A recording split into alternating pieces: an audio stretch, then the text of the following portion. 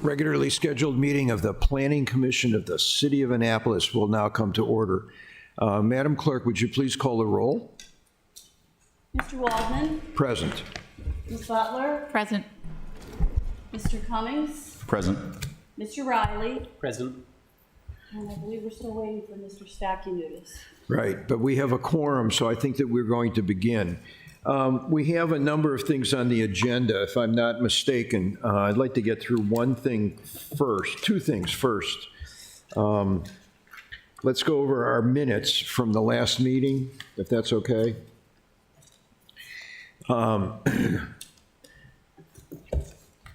If you've had the opportunity to read them, which you have.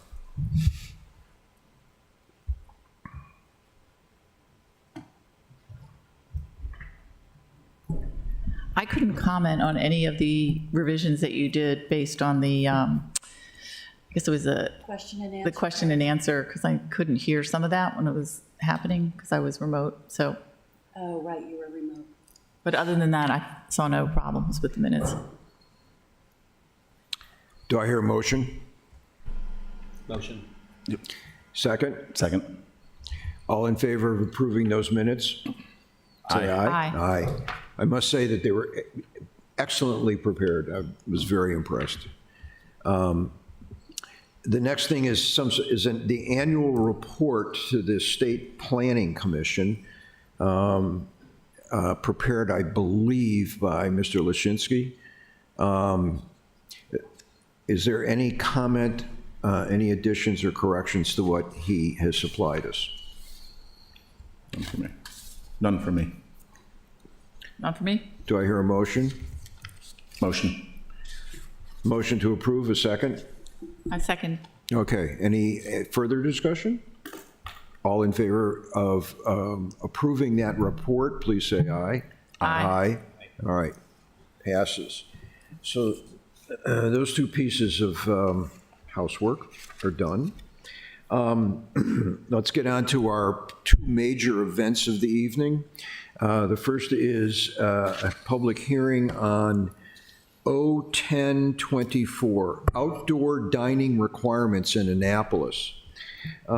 We have received not only the legislation, but also a 1 to 3.5 page staff report.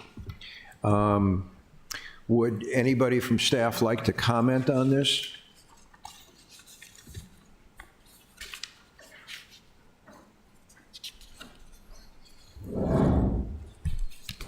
Good evening, Planning Commission. Eric Lashinsky, Chief of Comprehensive Planning. I did author this staff report with our director and other staff weighing in on this. We think this is a positive step in the right direction.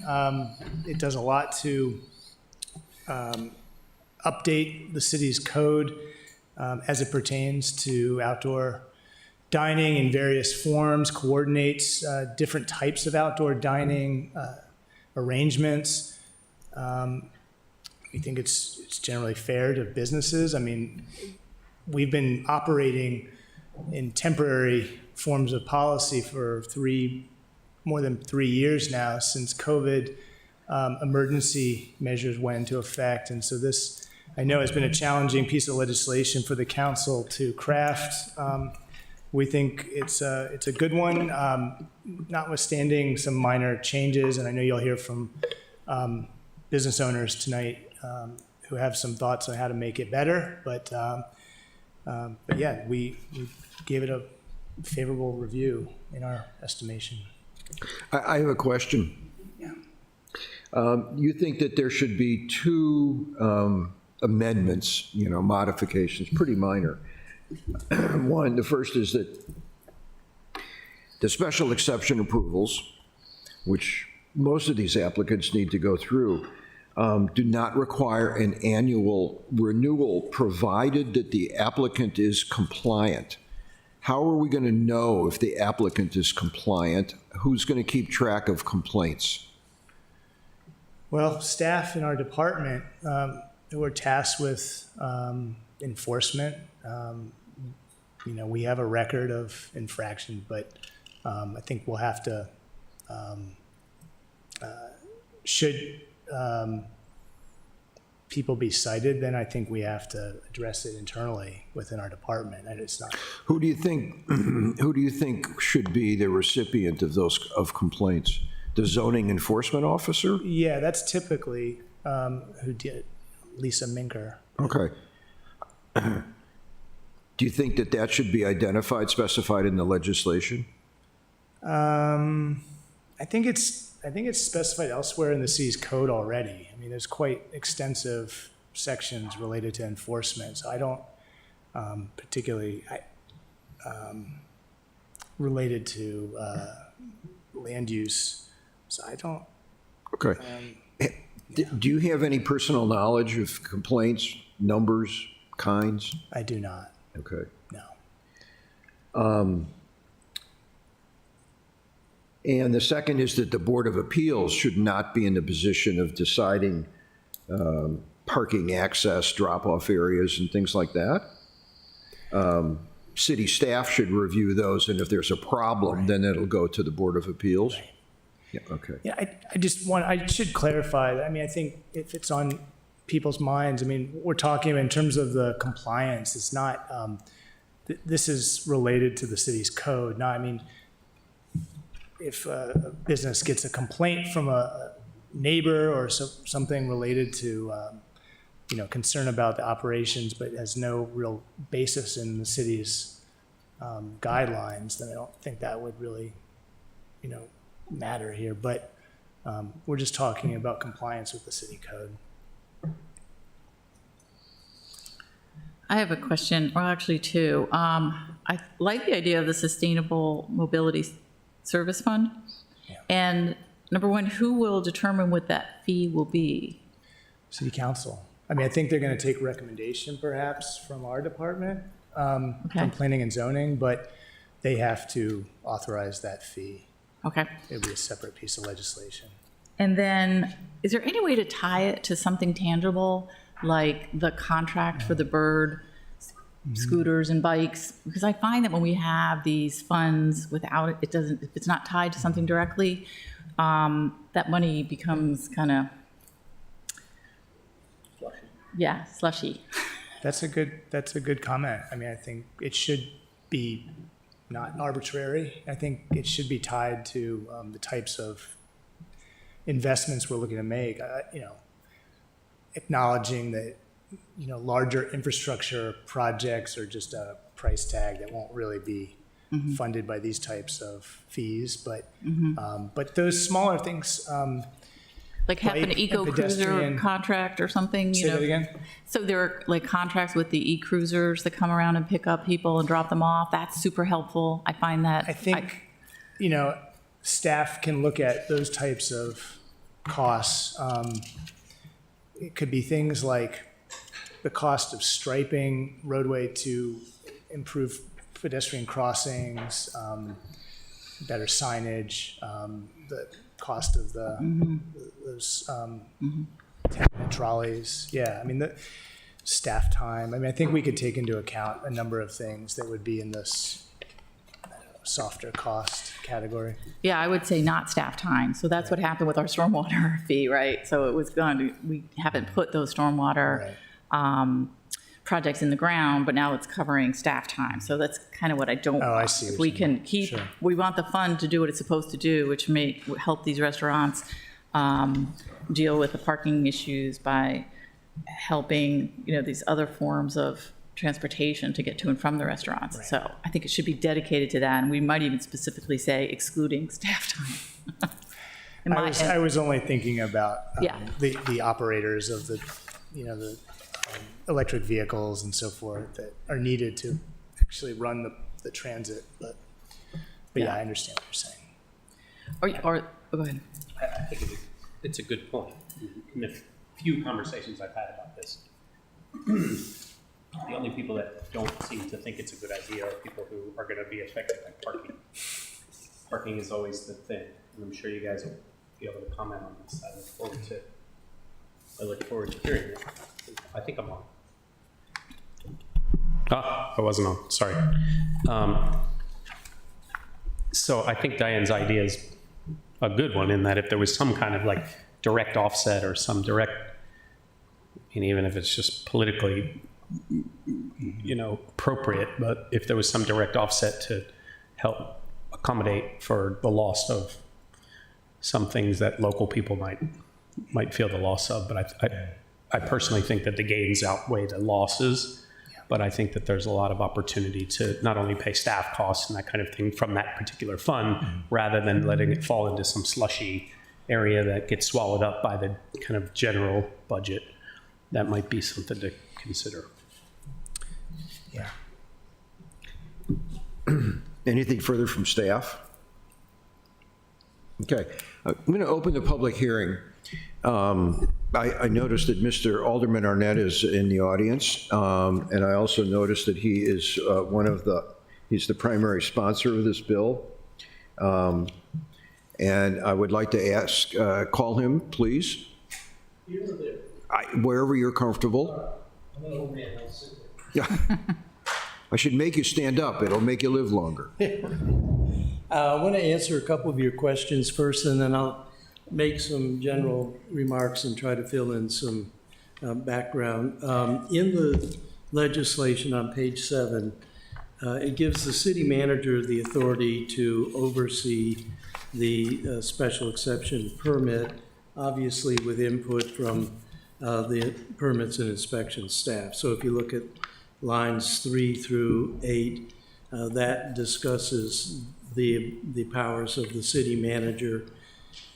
I will quickly add, because this sounds somewhat onerous, suspend immediately in emergencies or suspend with 3 days notice.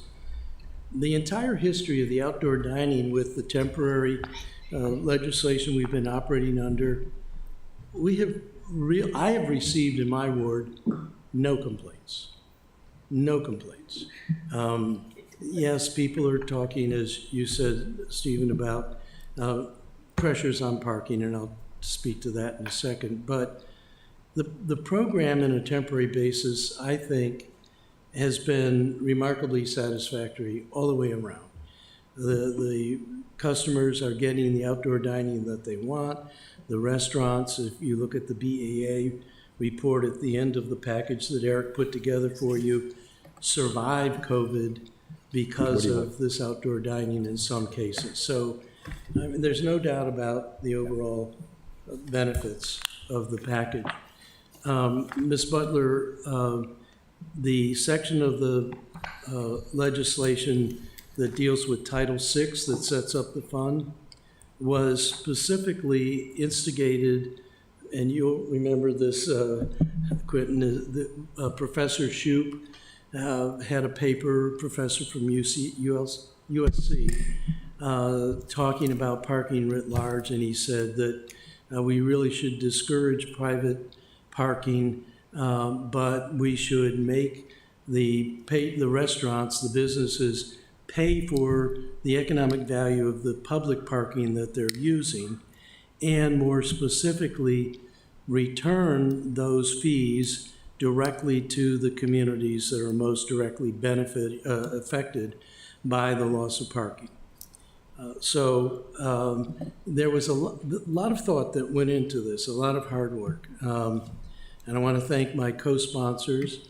We decided we were not going to let this come to the table, come out in first reader, until we all agreed that we could live with what is in here. We weren't going to introduce it and then have a whole bunch of amendments, which in my mind, when you have a lot of amendments on legislation, it tells you it wasn't ready to be introduced. So I know there have been some complaints about how long this has taken, and I will take a lot of blame for that, but I really wanted to try to work this out as best we could amongst ourselves.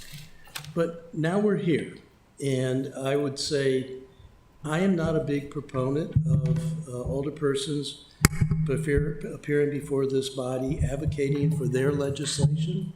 You're supposed to be the body that advises us. So I don't think we should really be infecting you with our ideas to then bring them back to us. So I will try to limit anything I say to background material that I think will be helpful, and to the extent that you want to get into it more deeply, explain some of the rationale that went into the legislation. In deep background, you'll remember in 2022, we started with Ordinance 09-22, which was basically a carte blanche elimination of parking.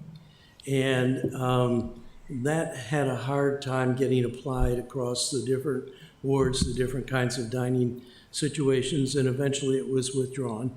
And that was reasonably quickly followed by Ordinance 049-22 in 22, and that was an attempt to sort of merge parking regulations and restaurant regulations. And this body, many of you were here then, some of you weren't, took a look at it and said, and you unanimously rejected it, and your comment was, you're conflating restaurant regulations with parking regulations. And this is restaurant, so come up with regulations for restaurants. So you'll notice that most of this legislation is centered in Title VII, where the restaurant regulations are, and in Title VI, where the funding will be. Some of it, at the direct request of the director, like rooftop dining, stays in Title 21, but it's unchanged. Sidewalk dining had previous legislation passed which allowed for the cafes on the sidewalks. That was subsumed into this. The parklets was where restaurants could rent street parking, public parking space, and those were incorporated from the COVID rules into this directly. The most complicated part of this is the off-street parking, which is really two kinds of parking. There's off-street parking in strip malls, which are shared parking arrangements where the overall owner of that strip mall has to accommodate for his or her parking requirements for the entire shopping center, and then they need to balance out with the restaurant how much of the parking can be taken up for outdoor dining versus shared with all the other enterprises. Main and Market is probably a notable example of this, where a lot of the non-restaurant people were complaining about the amount of the parking that was taken up by Main and Market, and that got adjusted down. But even now, Domino's, which has an establishment there, cannot open for indoor dining because there's not enough parking in that parking lot. I bring this up not to get into the sausage making, but just to show you how many moving parts and how complicated this legislation is. We moved to, as I say, this legislation, which is primarily focused on Title VII and then Title VI for the funding. And it is an attempt to come up with a mechanism that temporarily suspends restaurant requirements to allow outdoor dining. And by temporary, I mean seasonally suspend outdoor dining. It is a special exception unto itself. None of the restaurants in downtown C1, C1A are required to have a special exception, and no restaurant that has less than 50 seats is required to have a special exception. If you're over 50 seats and you're a restaurant, even before COVID, you had to go in and get a special exception, and all of the rules in Title 21-26 on getting granted a special exception, and subsection G of 2021-6 is a fairly elaborate detail of the requirements to get a restaurant special exception. There are comments, I've received comments from the public, the most notable of which is, why can't this be year-round? And the response from the four sponsors is, there is a process. If you want to go in and increase your capacity on a permanent basis, a year-round basis, there is a process in code that you can use to do that. The Boatyard used it. Bread and Butter recently used it. That is a process where you go in, you go through all of the number of grease traps and restrooms and all of the fire and all the other things that you need to have to get a restaurant expansion and change your special exception. This is meant to sidestep that in order to provide the public with what they have clearly demonstrated is a desire for outdoor dining. There is no doubt, came through loud and clear to the council, people like outdoor dining. And so this is an attempt to set aside outdoor dining for a season focused on the warm seasons of the year, but also to take that dining out of the parking lots and put it back into parking for approximately half the year. So it was a balance. There are 134 non-fast food restaurants in the city. Most of them are downtown. Most of them are on sidewalks. Few of them, like Buddy's, are in parklets using parking spaces. There are 30 restaurants in Ward 8. These are restaurants that are in residential areas. We have some parklets. We have some sidewalk dining, Eastport Kitchen, Adams in the shopping center, sidewalk dining. We have parklets at Davis's Pub, but most of them are in private parking lots or shared parking lots. Ward 2 has 12 restaurants. They are largely, they've changed their capacity. So Evelyn's, for example, put on a big front porch. They don't use their back parking for dining. Flamant, now I forget what the new restaurant is, built a patio. They increased their capacity there. So far in Ward 2, there hasn't been pressure to use parking lots for outdoor dining. That could change at any time. It could change with a different owner. It could change with the addition of new restaurants. So this legislation is an attempt to balance a whole number of different kinds of restaurants, rooftop restaurants, sidewalk restaurants, parklet restaurants, off-street parking, which is either shared parking or private parking, put it together in a rubric that sets a set of rules, guidelines, has a section in here for noise control, has a section in here for all of the other kinds of things. There is a section in here on providing music. We got an input from people that they wanted to provide outdoor music. Some of the restaurants were already doing it. So that was a compromise made amongst the four of us to allow outdoor music. Outdoor music has been allowed on rooftop as long as it's non-amplified and as long as it stops at 10 o'clock when the rooftop dining has to stop. The other pressure that I've heard is the 10 o'clock closing time. And that doesn't mean stop serving at 10. That means close your outdoor dining at 10. All the tables are empty, they're gone. And that is, I will admit, largely a pressure from me and my ward because we have so many restaurants sprinkled around in the neighborhoods. Think Vin 09 all the way down to Bread and Butter down at the end of the peninsula. And we tried to come up with a closing time that would be a balance between patrons being able to stay after the sun goes down and it's cool for a reasonable amount of time, but they would leave when people need to go to bed and get their rest to get up to go to work. So those are the big things that I'm hearing, and I think all of us are hearing from outside. Can't we make it year-round? Can't we extend the period? And can't we extend the hours of operation? I am personally resistant to that because of the balance that I need to do with my constituency.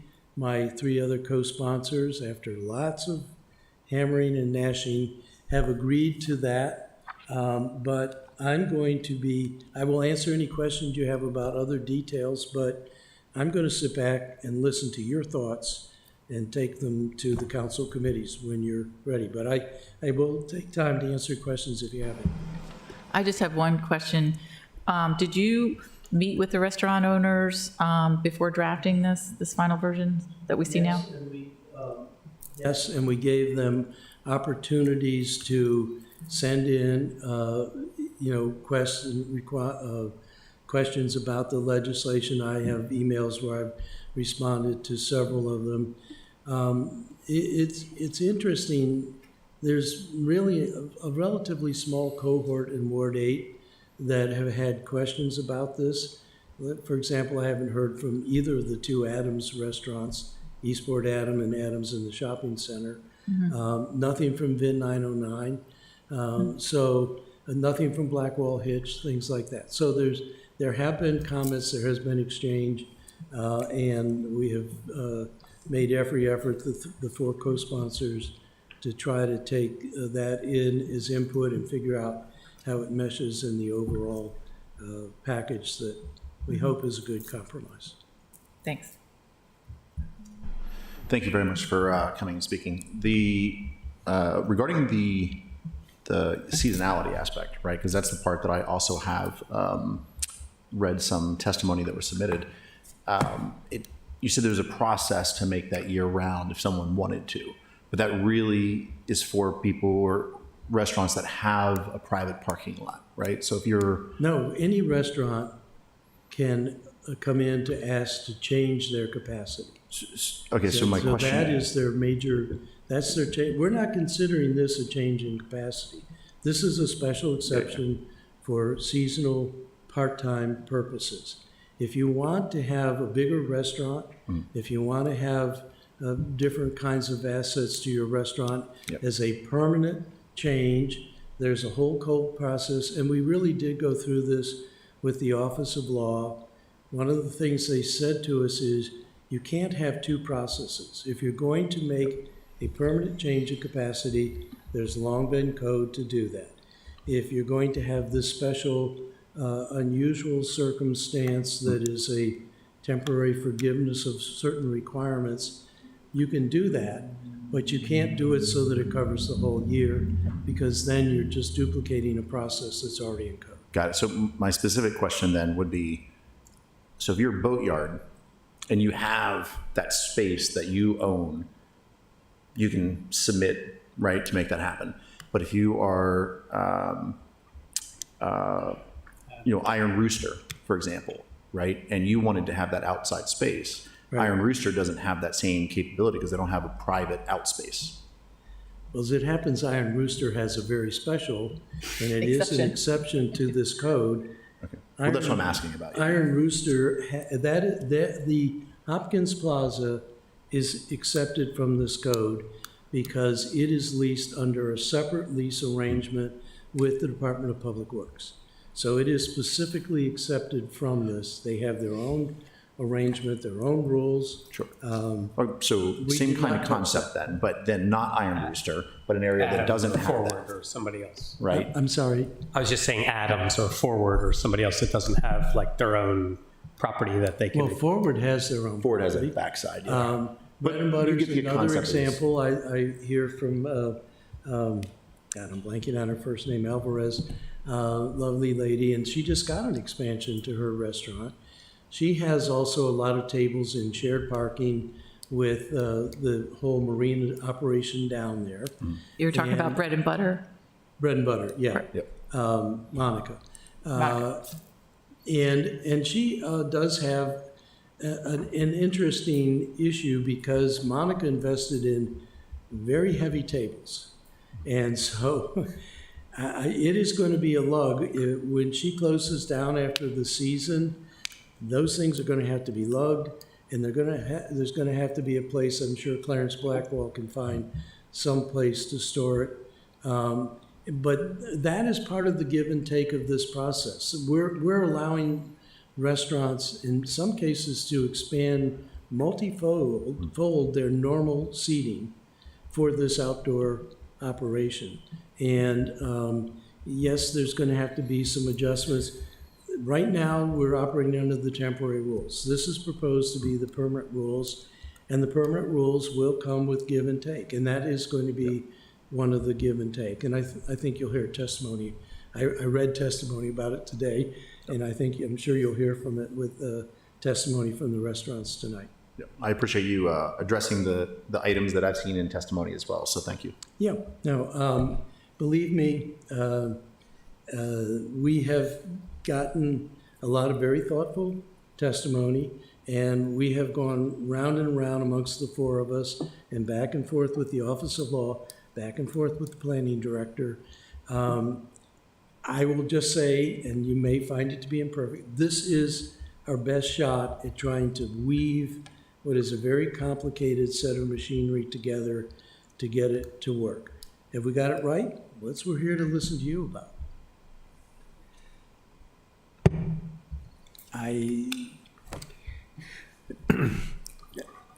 As How my did usual you- brief self, right? Excuse me? My usual brief self. No, it's very good. How did you arrive at this November to April? So it actually started off as a shorter period of time, but we took into mind that, like, even a day like today, a pretty comfortable day. So we tried to find a way to center approximately a half year. This is a little bit longer than a half year, centered over the warm months. Now, it is true, and in fact, I've seen people at Forward Brewing out there in parkas and weather that I wouldn't eat out. It is true that some people will be happy to eat out any time of the year. I guess eating out is eating out. But what we were trying to do was to find a compromised length of time that would center on the majority of the warm months, and that those numbers did change off and on. Those are the numbers that we settled on.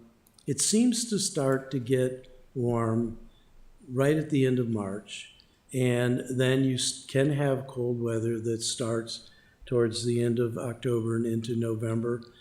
Maybe with global warming, and we have palm trees here instead of maple trees, we'll be having warm weather all year long, and we may have to reconsider this legislation. But this was the real thrust of this was to get out of this temporary situation where we're doing continuing resolution after continuing resolution, come up with a permanent system. It's a one-time only. You come in, you go before the Board of Appeals, you put your case together for your special exception. I think all the restaurants are going to be able to make a very strong case that they've been operating very successfully without a lot of problems. And I'm reasonably sure that they're going to go sailing through the Board of Appeals. I have been talking with Bob Gallagher and Nadine Chen. There's going to be a glut of appeals, and also they are talking to me in more general terms about the standards and criteria for both variances and exceptions. So we may need to tweak that. We may need to let them have, like, say, 2 panels to hear these special exception cases so we can get through, not all the restaurants, not all the 134, most of them in downtown won't have to come in for a special exception, but there will be a lot of restaurants. And at the same time they're doing the special exception, they'll also be modifying their Alcoholic Beverage Control Board license to show the increase in patronage during the outdoor season. So there will be a lot of work up front initiating that, but then once we're through that, the special exception is a permanent special exception, and you're done unless you, the owner, want to change it. Well, my understanding is that there's currently a requirement before the alcohol board that some high percentage of the gross income needs to be from food rather than liquor? Unfortunately, no. That was removed back when Joe Budge was still an alderman, so there used to be that it had to be 50-50. It is still true in the code that you cannot serve alcohol at a restaurant without serving food. I think anybody can travel up and down Main Street and see that you can get a drink after the kitchen's closed. The council tends to go to McGarvey's afterwards, and they keep the kitchen open for us after council meetings, in part because I reminded them that they couldn't serve us alcohol without food. Okay. But that's one of the plagues of the city of Annapolis is we can make very good code. If we don't enforce it, it has less meaning than we would like it to have. But it is the current city code that in restaurants, And all of our, we have clubs, one tavern, but most of the places that serve alcohol, our restaurants, have to serve food with alcohol. Moving on to another specific, under sidewalk cafes, Yes, right-of-way, yes. for establishments which are on sidewalks less than 10 feet wide, Public Works may grant them a reduced unobstructed pedestrian passageway? That was in the original code that was passed before this, and we have ADA requirements for minimum passage. They cannot waive ADA, and I think the ADA is that it has to be 36. I'll look to the director, maybe he knows, or Eric would know. But there is this language, and that is something that is a flexibility in this code to allow them, but allow them to negotiate with the Public Works, but you can't go below the ADA minimum. In fact, ADA features in a couple of different places in this legislation, providing ADA off-street. I wonder in those narrow circumstances whether there shouldn't be some requirement that there be a waist-high wall, something that separates your tables from your sidewalk. But I don't know that this is the place to do that, but it should be a design requirement. I'm thinking of a lot of lovely places in Paris along the boulevards that have that very thing. The Yeah. sidewalks are separated from the tables. Right. We did not put this in here. It may be something you want to suggest to us that we can consider. We'd have to then think about what are the kinds of standards for those separating barriers that we get into. Public Works would get into discussions with the planning department. But yeah, I think that's certainly something that the planning commission could recommend for us to think about. I have another question, or if you're not, are you finished? No, take over, please. Okay, so under the maritime zones, it says the following standards apply to all the Can I have a maritime zones. page, please? Oh, yeah, this is page 16, 16, all right. line 28. New restaurant uses which front waterways shall provide public water access. And B is public water access shall be consistent with the definition provided in section 2172.010. And I just flipped to that section and I don't see that definition. Maybe that's something for Director I thought we Jakubiak. fixed that. You're right, it was misquoted, and I brought that to Cynthia's attention. Well, I hope in your notes you'll note that, but there is, the reference was off, and we have to get it to the right site. I don't remember offhand. What was it, page 17? It's 16, well, 16 and 17, the bottom of page 16 and the top of page 17. And it just talks about new restaurant uses which front waterways. And obviously, there's a lot of pressure, especially in Eastport, for some big restaurants to come in. And we're guessing they're going to focus on those waterways, waterfront dining areas. So I'm just wondering what the definition of public water access is there. Yeah, And that may be a way, in at least one situation where there was supposed to be public access and now there isn't, to get that public access. yeah. And my understanding of the code is you have to keep the dock area open. You cannot cover across the dock area, so all of the boating people need to have full access to get down to the boats with their gear. So you can't block off any of the docks that are abutting to the land. Thank you. Well, yeah. I was going to ask you, I didn't know if you. Yeah, I should have come up sooner. Yes, so there is a definition for public water access. It may not be referenced correctly in the legislation, but Yeah, it's not 2172.010, and those are the general terms and conditions for Title 21, so it should be there, I would think.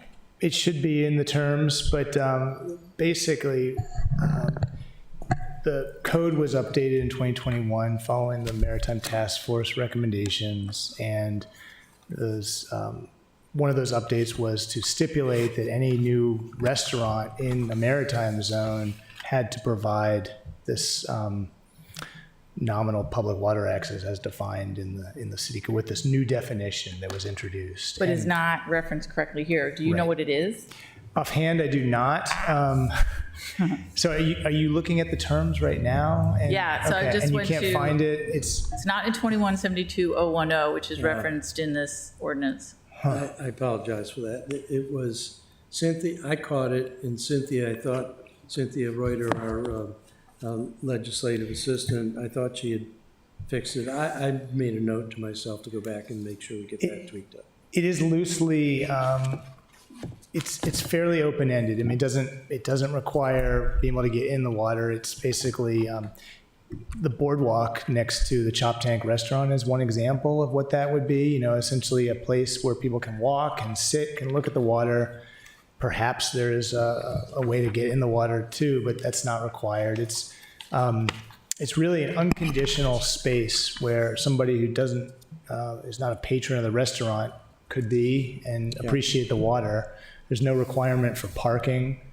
Is there a way that the restaurant could prohibit someone from getting onto a paddleboard, for instance? No, I think we should definitely make sure that definition matches what you're saying here. yeah. I've got it noted, so I will work on that, but thank you for the catch. Sure. And I don't thought think, we'd I got wouldn't but I vote guess for it we unless didn't. that's corrected, or at least spelled out pretty specifically. Yeah, Thanks. thank you. Okay,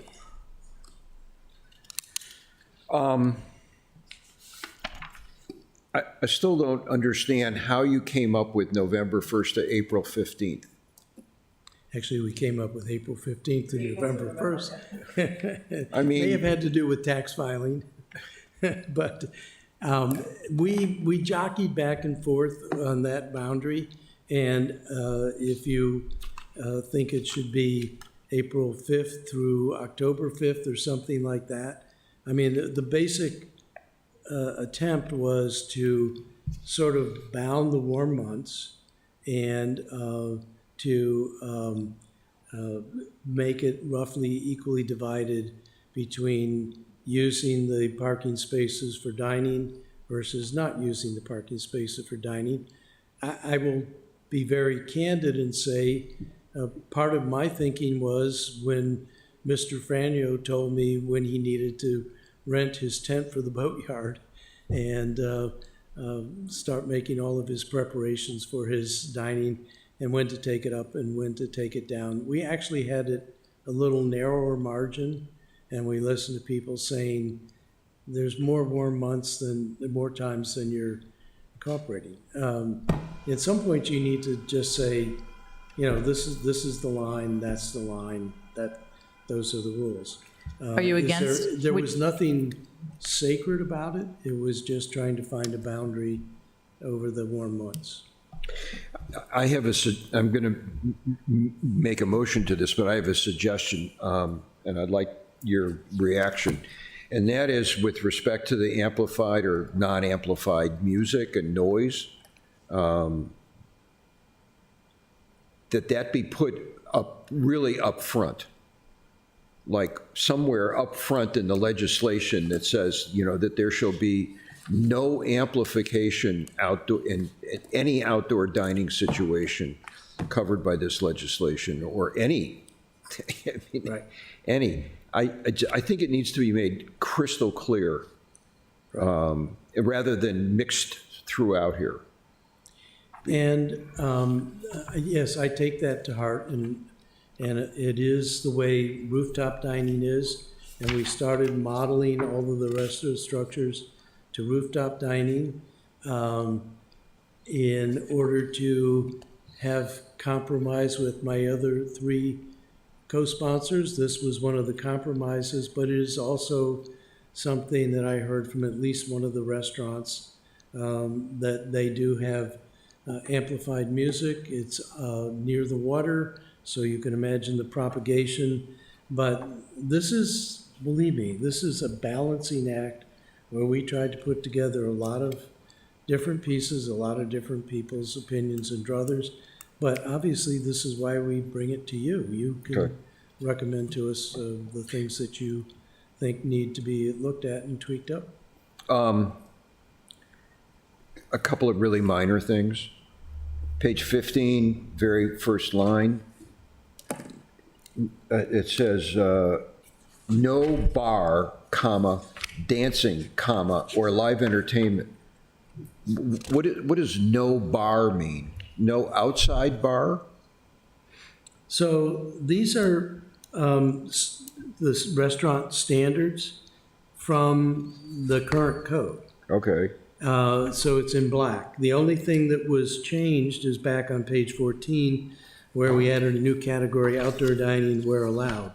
So this is referring to not having a bar, a standalone bar. that's what that means, okay. Dancing or live entertainment, music or speakers. Okay, And so that, anything you see in here that is in black is current code that didn't get changed.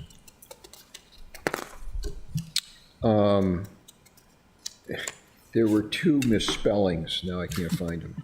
That's probably me. One of them was pedal. Title 22, Title. I don't know where it was. Title? I can't, Okay. now I can't Well, find we'll- it. Yes, we'll do it a thorough spell. But one of them was pedal, and it should be P-E-D-A-L instead of pedal like you're selling. Oh, okay, that's probably back in It's Title someplace 6. here. That's in Title 6, I think. Okay. All right, Page 12, 12? at the very bottom of page 12. Oh, yes. Oh, well, you're selling your bicycle, pedaling. See, when I go back to the amplification, I'm looking at this under the MX district, which we may hear in the next 20 minutes might be expanded a lot throughout the city. Right? It says, the following are permitted, What page, please, Bob? it's on page 16. The following is permitted by special exception. Dancing, live entertainment. Once again, it doesn't say no amplification, and so it's unclear, Yeah, okay? That's why I'm saying it should be upfront and in bold. so, again, that's current code. That does not Okay, mean well, you cannot. But that's a make minor recommendation. amendment to this. Right. And in fact, this section, this whole Title 21 section, is really the section of this legislation that is the province of the Planning Commission, and it's really taken right out of the restaurant All right. standards that are in Title 21. But I hear what you're saying, and believe me, literally, my constituents hear what you're saying. We have a problem with Safe Harbor's new bar that is raised high, and all the neighbors are getting to listen to the drinking until 2 a.m. And that is licensed as a club, not a restaurant. So it's going to be interesting to see how we fix that. It's the old Mears Marina on Back Creek. Oh, so everybody hears it up and down the creek? Yeah. And it's permitted as a club? Oh, because it's Yeah. part of the marina? Yeah, it's not, club is one of the categories it may be one of the things that you're going to be collapsing when you do the rezoning. You can call yourself a club, like a sailing club. Yeah, And you have no sailors in the club necessarily, but you can call yourself a club.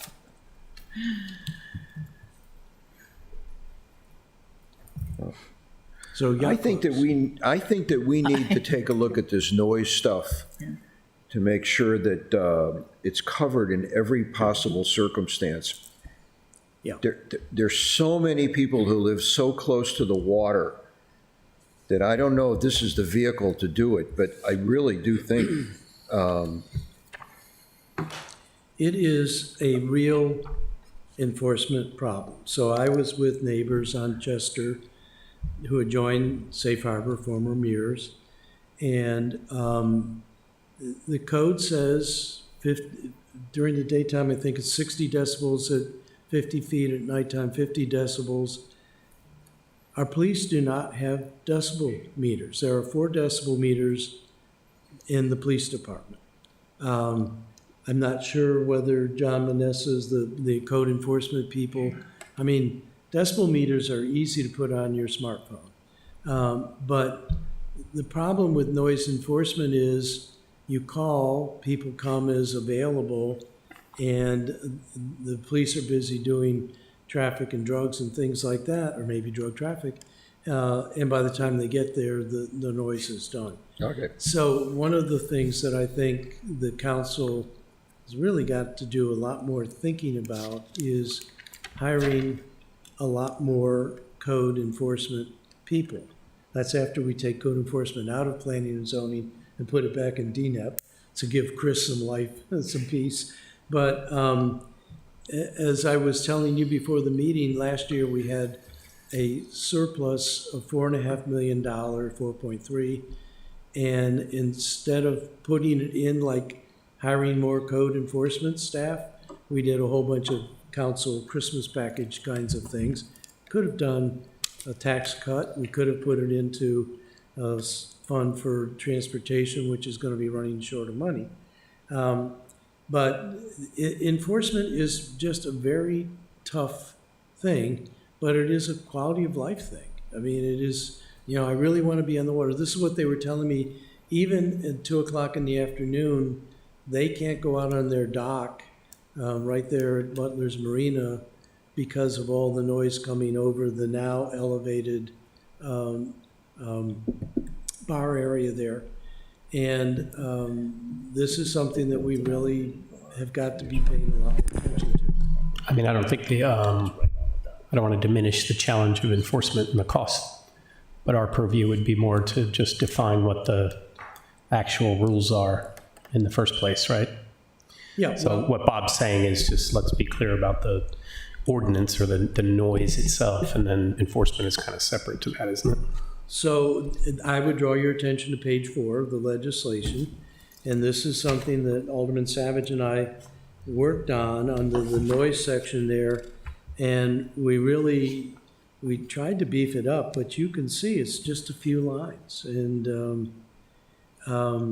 again, this is a mix. We are a city, and we're a city where we want to have entertainment, and we are going to have noise, and we're going to need sound mitigation. It's one of the things I'm going to be talking to Safe Harbor. Are there sound deadening curtains that you could erect around the sides of the bar area to keep it away from your next door neighbors? That's something I have to arrange, is to say, you know, we need to sit down with you and see if we can't talk this out like good neighbors. But, yeah, the sound mitigation is one of the concerns. That's why I am so strong on the notion of stopping the service at 10 o'clock. You can serve people before 10 o'clock, but they need to be done and out at 10, because it just tends to creep. And I had a wife who was very sensitive to noise, so when Mears Marina bands were playing on until the night, "You're the alderman, can't you do something about that?"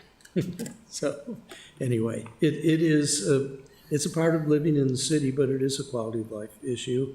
And I think we need to do, as stewards of the city, as much as we can to find a mutual place on that. If amplification is prohibited across the board to bars, restaurants, clubs, dance halls, bingo parlors, and private parties, that solves the enforcement problem. What about casinos? Just do it. All right. Anything else? Thank you, sir. Sure. Thank you, sir. Thank you. It's a very complicated, very comprehensive piece of legislation. Okay, public hearing. Is there anybody in the audience who would like to testify? We received 3 written comments. They have been read by everybody, and they are being made part of the record. But now is your opportunity. If you'd like to speak, we'd like to hear from you. Let's go. No, you first.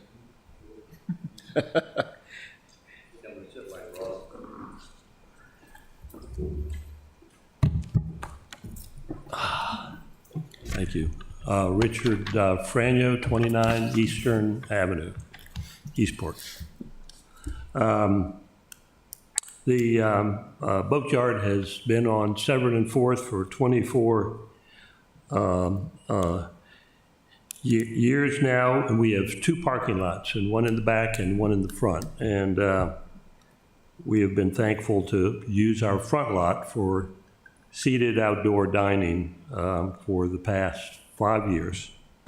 And we've had the same footprint, size of tent, number of seats, and again, it's all seated dining in what we think is a nice landscaped and lighted tent. We know our guests have really liked it a lot, especially our Eastport friends who generally come over with their children and their dogs. And of course, that allows them to dine with their dogs. As far as we know, we've never had a complaint of any kind. We think we run a very tight ship. We have no entertainment at all. We strongly support O1024. Thank you, Ross. It's really difficult to run a business and make spending choices without certainty, and this bill gives us that. So it's really an important one. Also, post-COVID, we've experienced sharply higher food costs and labor costs. Food costs went up 10% in 1 year. Labor costs have gone up a lot, and we try not to pass these increases on to our what we consider to be a family guests. So outdoor dining allows us to, in effect, eat a lot of these. A requested change would be for the April 15th to a November 1 time period to be extended, as the climate is now a lot more temperate, as we've seen this week. So we would like it to be extended.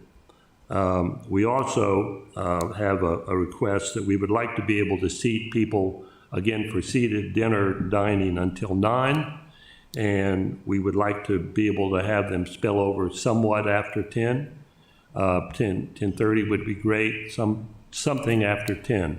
It's really hard to rush people through dinner. And during the longer daylight period, people come out later, and again, they bring their dogs and walk in at 9 o'clock and want to have a dinner. So we would like to have it a bit later than 10. It's been 10. We've never had a complaint at all from anyone that lives around us. And that is it. Ross, thank you for the bill, and I have some pictures here. I think I sent them, and that's it. Thank you. The pictures. Questions? The pictures. Yeah, I saw them. Yeah. Oh, good. Yeah. Sure. So thank you very much. I heard you give a suggestion on the time. Would you have a suggestion on what you would prefer for the dates to be? The period? The date period, yes. The date period. Well, You gave a recommendation for hours, yeah. but you didn't give a recommendation for the dates. Right. Well, all of us, have a different, business, and ours is seated dining. Others are more, standing and, other things. For us, I would love to see it like 45 days on either side. Beyond that, it doesn't make sense for what we do. Others, it probably does make sense. So I would like to see it like 45 days on either side. Again, that's for us. I know others would like a. Do you have heaters in your tent? No. No. And we don't put down sides. We found that, people are really worried, if you can believe it, still worried about COVID and germs. People love to be sitting outside and without, sides up. I have a question. Is there anything that Sure. prohibits you from putting in heaters? Let's say you did go through November. Could you keep it a little bit warm inside by not having sides, I understand that, but putting, you've probably sat at tables. If the timing was extended. If the time We was could extended. bring heaters in, and we would probably bring them in that are stationed around rather than blowing air. So again, we would like to see it, because you really do get days that are, pretty nice, as we see now, longer past these dates. So would you rather have an extension in the November timeframe or in the spring? Well, my choice would be 45 days on either end. Both, not either, on both. That's what I'd rather, that's what I would like. It's April 15th and November 1st. December 1st. April 1st to December 1st. Just thinking of something clean, it's easy for people to know. You guys could use it Well, that for your would, marketing April and 1st would promotion. be And 15 days. I'd like to see it, like March 1 to at least December. March 1 to April 1. I'd say like 45 days on either side. That, for us, that would be fine, even 30 days. But again, everyone's different. I know my brethren would like to see it, longer because they have a different business. But then, But guess- ours is seated dining, so. Just makes me question that, is this arbitrary, like the nature of the dates? Ross, it's more of a question for you almost. yeah, but you didn't have all that many people around. I mean, so you have before me the average monthly temperatures, and March, the average high is in the 50s, and then in the 60s for April, and then we know for the summer, right? And then on November is also in the 50s. So, and then December's average high is 48. So I would say that for most people, I would say March through November, March 1st through November 30th would be comfortable sitting temperature. That would work well for our business. Again, others have, different thoughts, but that would work for seated I dining. think it would be incumbent on you to provide the climate-controlled environment that would attract the people to sit outside if it were cold and otherwise. But if the rules allowed you to do that, then Right. I kind of see the dates as somewhat arbitrary. Like, could be year-round, I guess.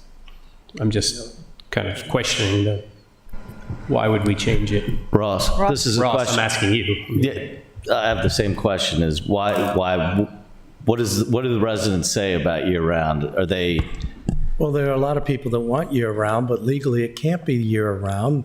That's a permanent change. And so extending it 45 days on either side, you're almost year-round. We might as well say we're going to have it from January 1st to December 30th and skip December 31st. That's essentially year-round. And that is also not doing the balance where we're trying to share the space with the people who live there. So again, we worked very hard to try to find a compromise. I'm not going to sell you there was something scientific about April 15th or December 1st. And I'm not going to tell you that the world or the coalition of the four sponsors is going to fall apart if it goes from April 1st to November 31st. There's really not much of the year left after that. I would mention something that Mr. Franyo told me, another consideration is it's not just the patrons that are outside here, it's the wait staff. And they're walking in and out of warm building and cold through the weather. And so that was something when Mr. Franyo explained it to me early on in this process. There's more people involved than just the patrons. There's also the wait staff.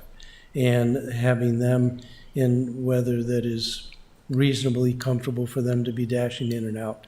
We're going to look to your recommendation. You're here to advise us. I'm not here to tell you what to do.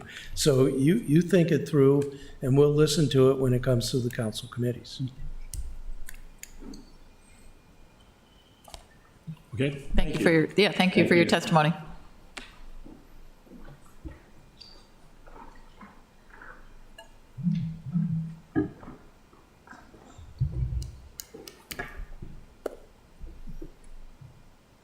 My name is Cam Bodrin. I live at 109 East Bayview Drive, Annapolis. I own and operate Forward Brewing with my wife, Claire. I hope you all were able to read the testimony that I sent in, so I won't repeat that. I wanted to address some of the comments that I heard this evening, if we have time. I want to start by saying I support this legislation. Not in its current form, but I support the intent, and I'm glad to see that it has arrived. But I think it can be improved on, much like outdoor dining. I think we've seen outdoor dining for 4 years. We know what it is.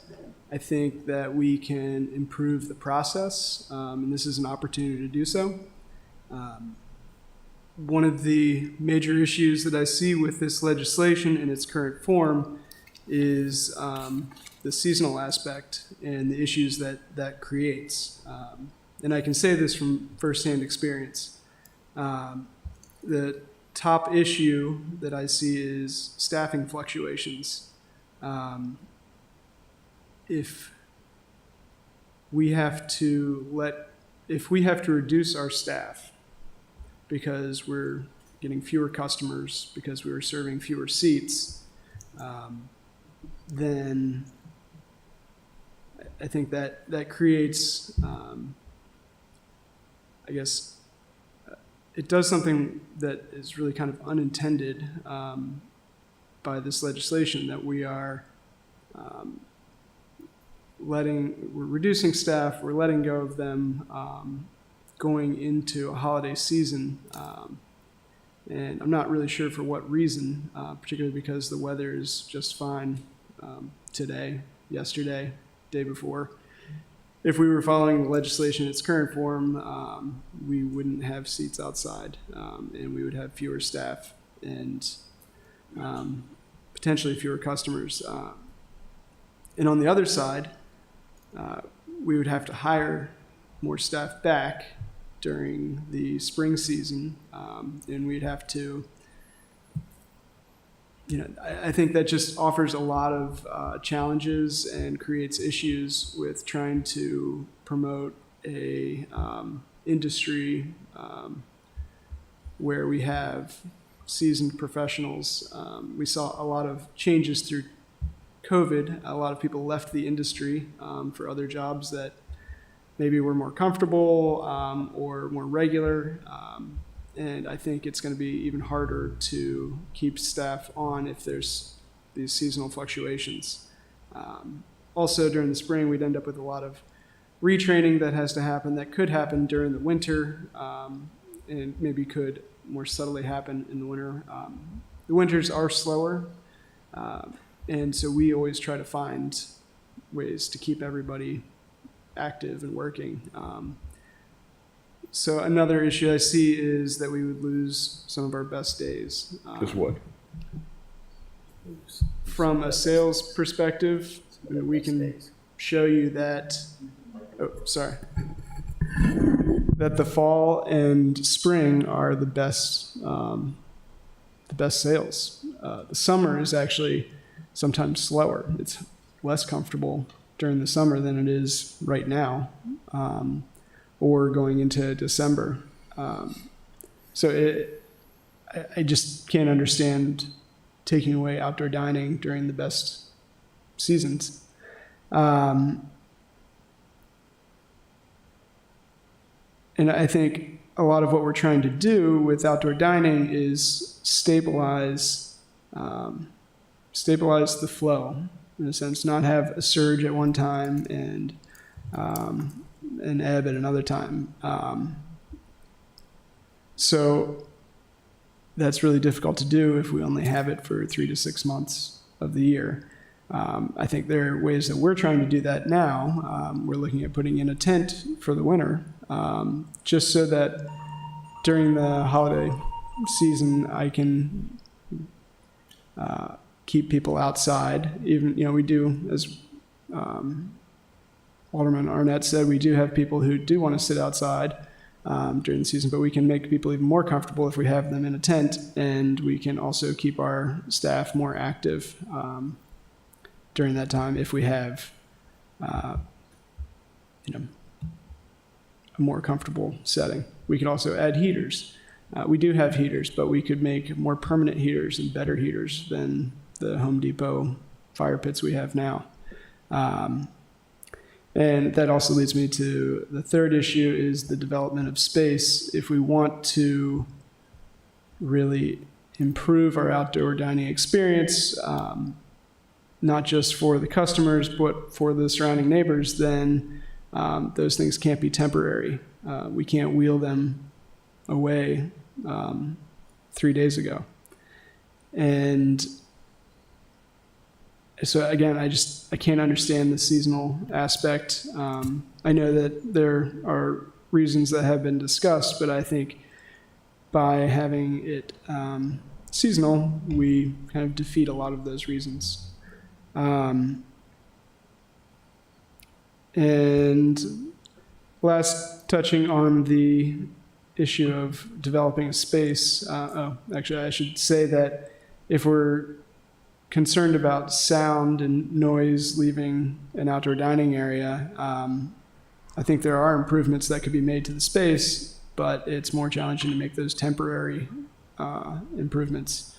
Like we're talking about a tent. If we can have a more permanent tent or pergolas, then we can put sound deadening materials outside of it. We can plant it. Right now at Forward, we all dine in a driveway. I'd love to put trees in there.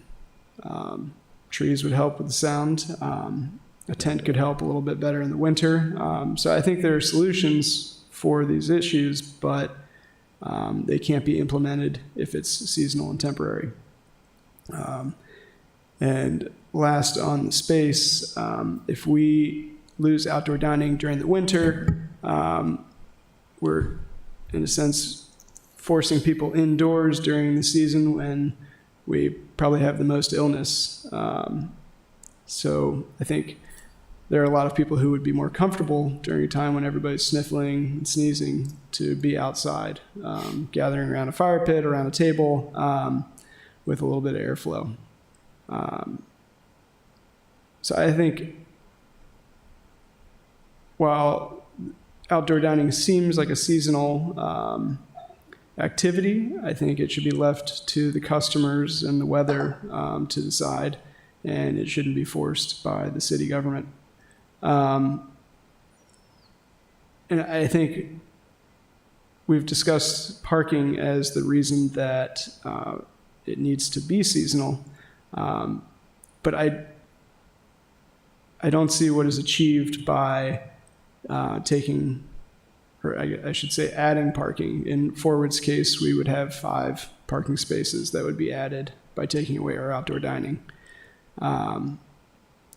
And I know there are other restaurants that have more parking, but why do we need a surplus of parking during the winter? It would be nice, sure, but I don't think it really helps. I think there are other systems that are in place and that are really developing over these past 4 years to help relieve parking stress and to just add more parking during the winter months really doesn't help that development. I think, as I said in my testimony, my written testimony, that if this bill is passed in its current form as a seasonal outdoor dining, then it will be perceived as the legislation that didn't codify or didn't add outdoor dining, but really the one that took away outdoor dining, because most people will not understand why we've had something for 4 years that they think is a benefit to the city, and then it goes away once a law is passed. And, we're always ringing the bell trying to explain things and get people informed, but this is going to be a tough one to explain. And last, I did have one question that followed up on Alderman Arnett's statement earlier. Is there an avenue that Forward could apply for a special exception and have outdoor dining? I understand that I can apply for a special exception to increase my capacity, but is there one that would allow me to do that in a parking lot? I think that's a question definitely for either the director, Jakubiec, or Mr. Lashinsky, or Mr. Arnett. The zoning ordinance doesn't provide the Board of Zoning Appeals the flexibility to relieve an applicant from the responsibility of providing required parking. So you have to provide the minimum parking, which gets back to the question of this is essentially a parking issue, right? If it weren't for the parking, this gentleman would apply for a year-round special exception to just expand his restaurant into a space that's used for storing cars now, right? Right. Yeah. As always, we've been limited by parking. Have you operated the last 4 years year-round? There was a 1 month period where outdoor dining lapsed, I think in the first year, but essentially, yes. I have a question about the space. I was interested in your comments about noise control, and I know you back up to Fifth Street, and the neighbors along Fifth Street are, you know, they've complained about noise for a while. So I love this idea of maybe a pergola or something with some sound dampening noise, and your comments that you wouldn't want to do that on a temporary basis makes a lot of sense to me. So you've thought about ways to dampen the noise for the neighbors, but one of the things that's prohibiting you from doing that is that you might spend a lot of money and then have to deconstruct it all. Sure. Potentially. Okay, that's interesting. And then your comment about trees. I thought there was a tree buffer area of like 5 feet between We have that. I think we could add more than a 5-foot planted area. Ours is pretty dense, and we have twice the number of trees that we were required to put in. And they've gone crazy back there growing. But if we didn't have the potential need to park cars back there at some point, I would be very happy to put trees in the ground, even evergreens. There's a couple of options I can think of too. I think that's a great idea. I didn't know you were considering that, so thank you. Oh yeah, yep. Yeah, we have a temporary pergola right now, which is permitted. We have a temporary permit for that, but nothing is placed in the ground. It's all in barrels, oak barrels that we've cut in half and filled with concrete, which will be a pain to move, but you know, we're ready for it if it happens. And we've planted wisteria in those planters to grow up over the pergolas, just trying to get some foliage. All right, I might want to talk about native things there. I know. But I know your idea is right. You want to have something attractive, but that's an invasive. But right, we were looking for something quick growing, and it's all contained to pots. So, don't worry. Got it. Thank you. I think you made some really good points, a couple of which I think you brought up, at least one of them, the parking always seems to be the issue that comes up, but ironically, like we're saving parking in the months that nobody needs parking. And then the time that people actually need parking is the time that people want to be outdoor dining. So it makes me question the wisdom of any time, arbitrary or otherwise, time frame of this legislation, which brings me back to Ross, because, and I'm just wrapping my head around procedure or process here. We've had a continuing resolution, we've had a CR, which is now leading to another, I don't want to call it a Band-Aid, but maybe it's a Band-Aid. So maybe you can help me understand the difference between what this legislation is proposing compared to, let's say that I said, no, actually, I think it just should be year-round, because I don't think saving parking spots for the December, January, February months has much value to the community relative to what it serves on the other side. So I'll try to reiterate what I said before. Year-round is a permanent change in capacity. And if you want to change to be year-round, then you go through the normal process, the long existing process, which means you ask for an increase in your capacity. You go through all of the things in terms of the size of your grease trap, bathrooms, sprinkling, and so forth, and the parking requirements. This code does not change restaurant parking requirements. So if you want to change your capacity, you need to figure out how you're going to meet your parking requirements. If you're using the parking for your outdoor dining, how are you meeting your parking requirement? And that's not coming from me, that's coming from the Office of Law. And again, this is an attempt to try to accommodate a number of different factors. It's accommodating the desire for outdoor dining. It's accommodating the income stream from the restaurants. But it is designed, the current legislation, to be give and take.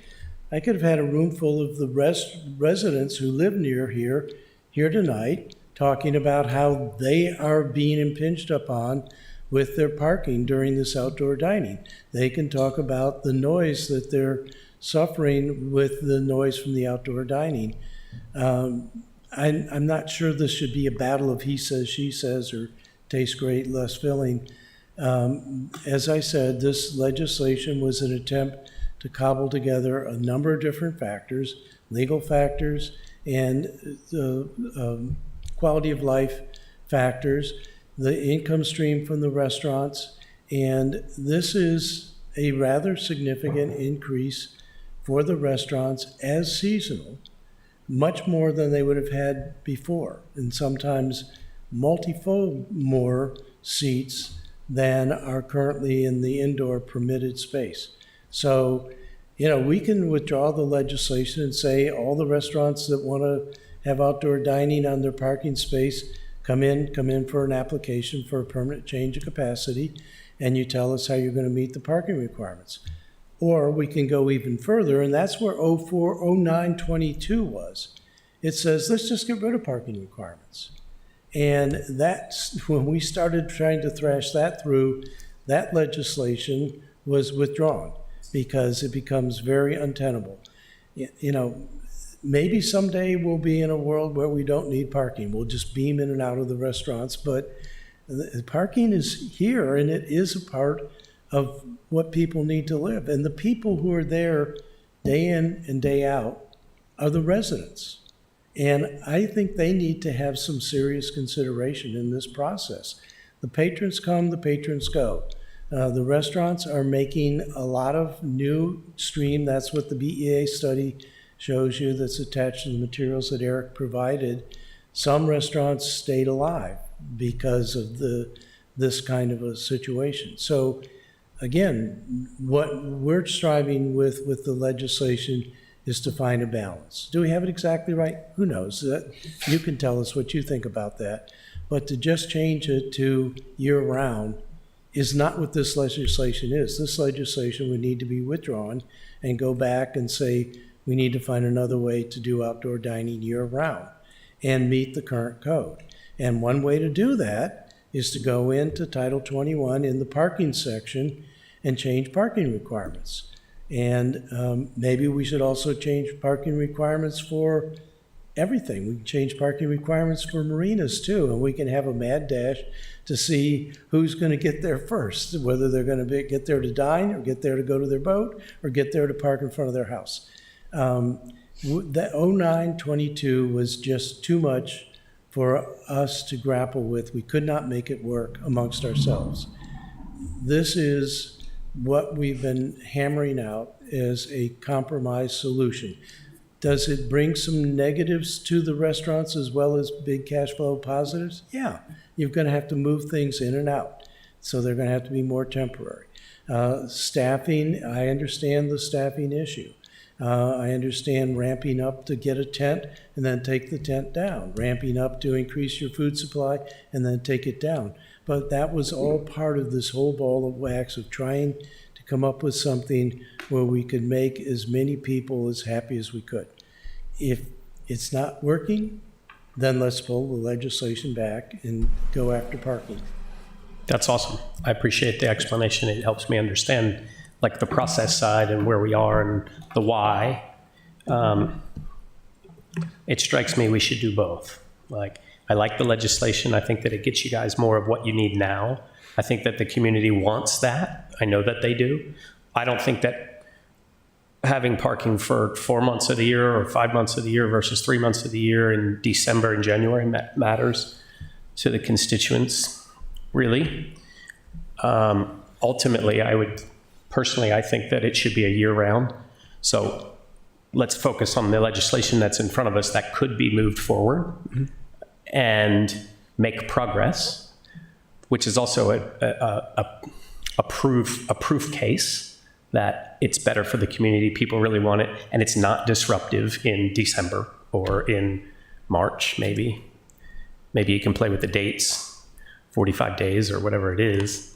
But that's the now measure. It's taken this long to get to it. Obviously, there's been a lot of iteration on this and a lot of community dialogue, which I appreciate. I don't want to underestimate everything that's gone into what is there, nor do I want to underestimate the challenge of a more permanent legislation.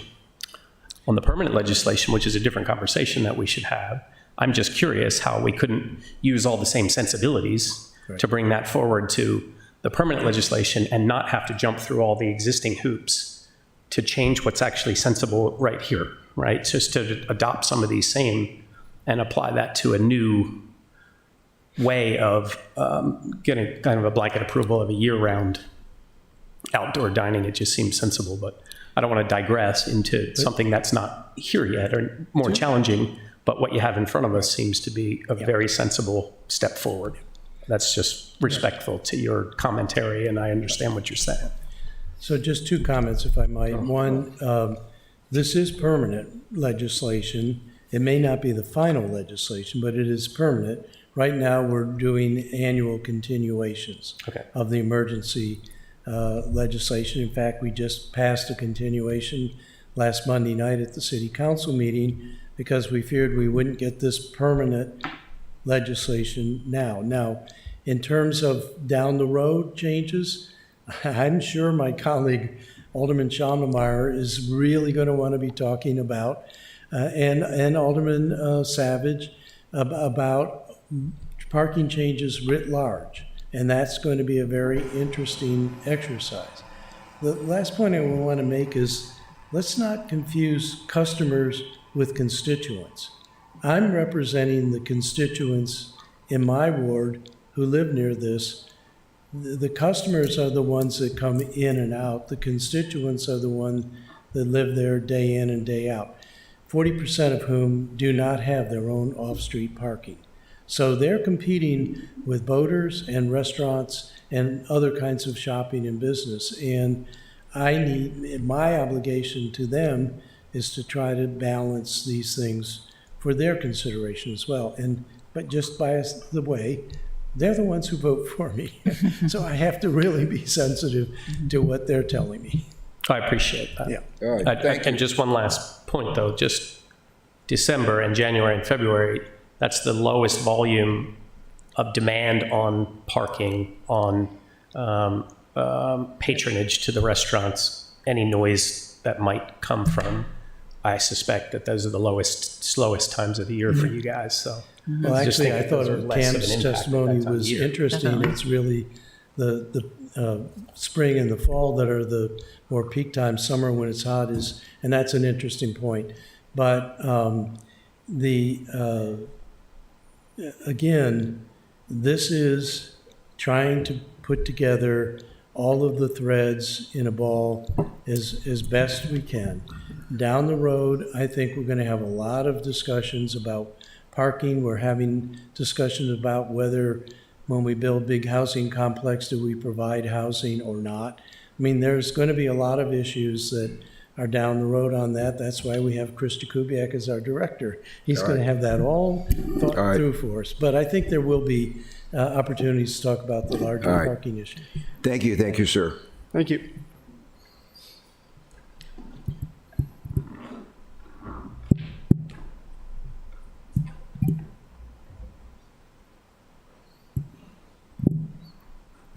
Good evening, all. Hello. My name is Mike Tomasini. I am a resident Eastport, 212 Eastern Avenue, a small business owner.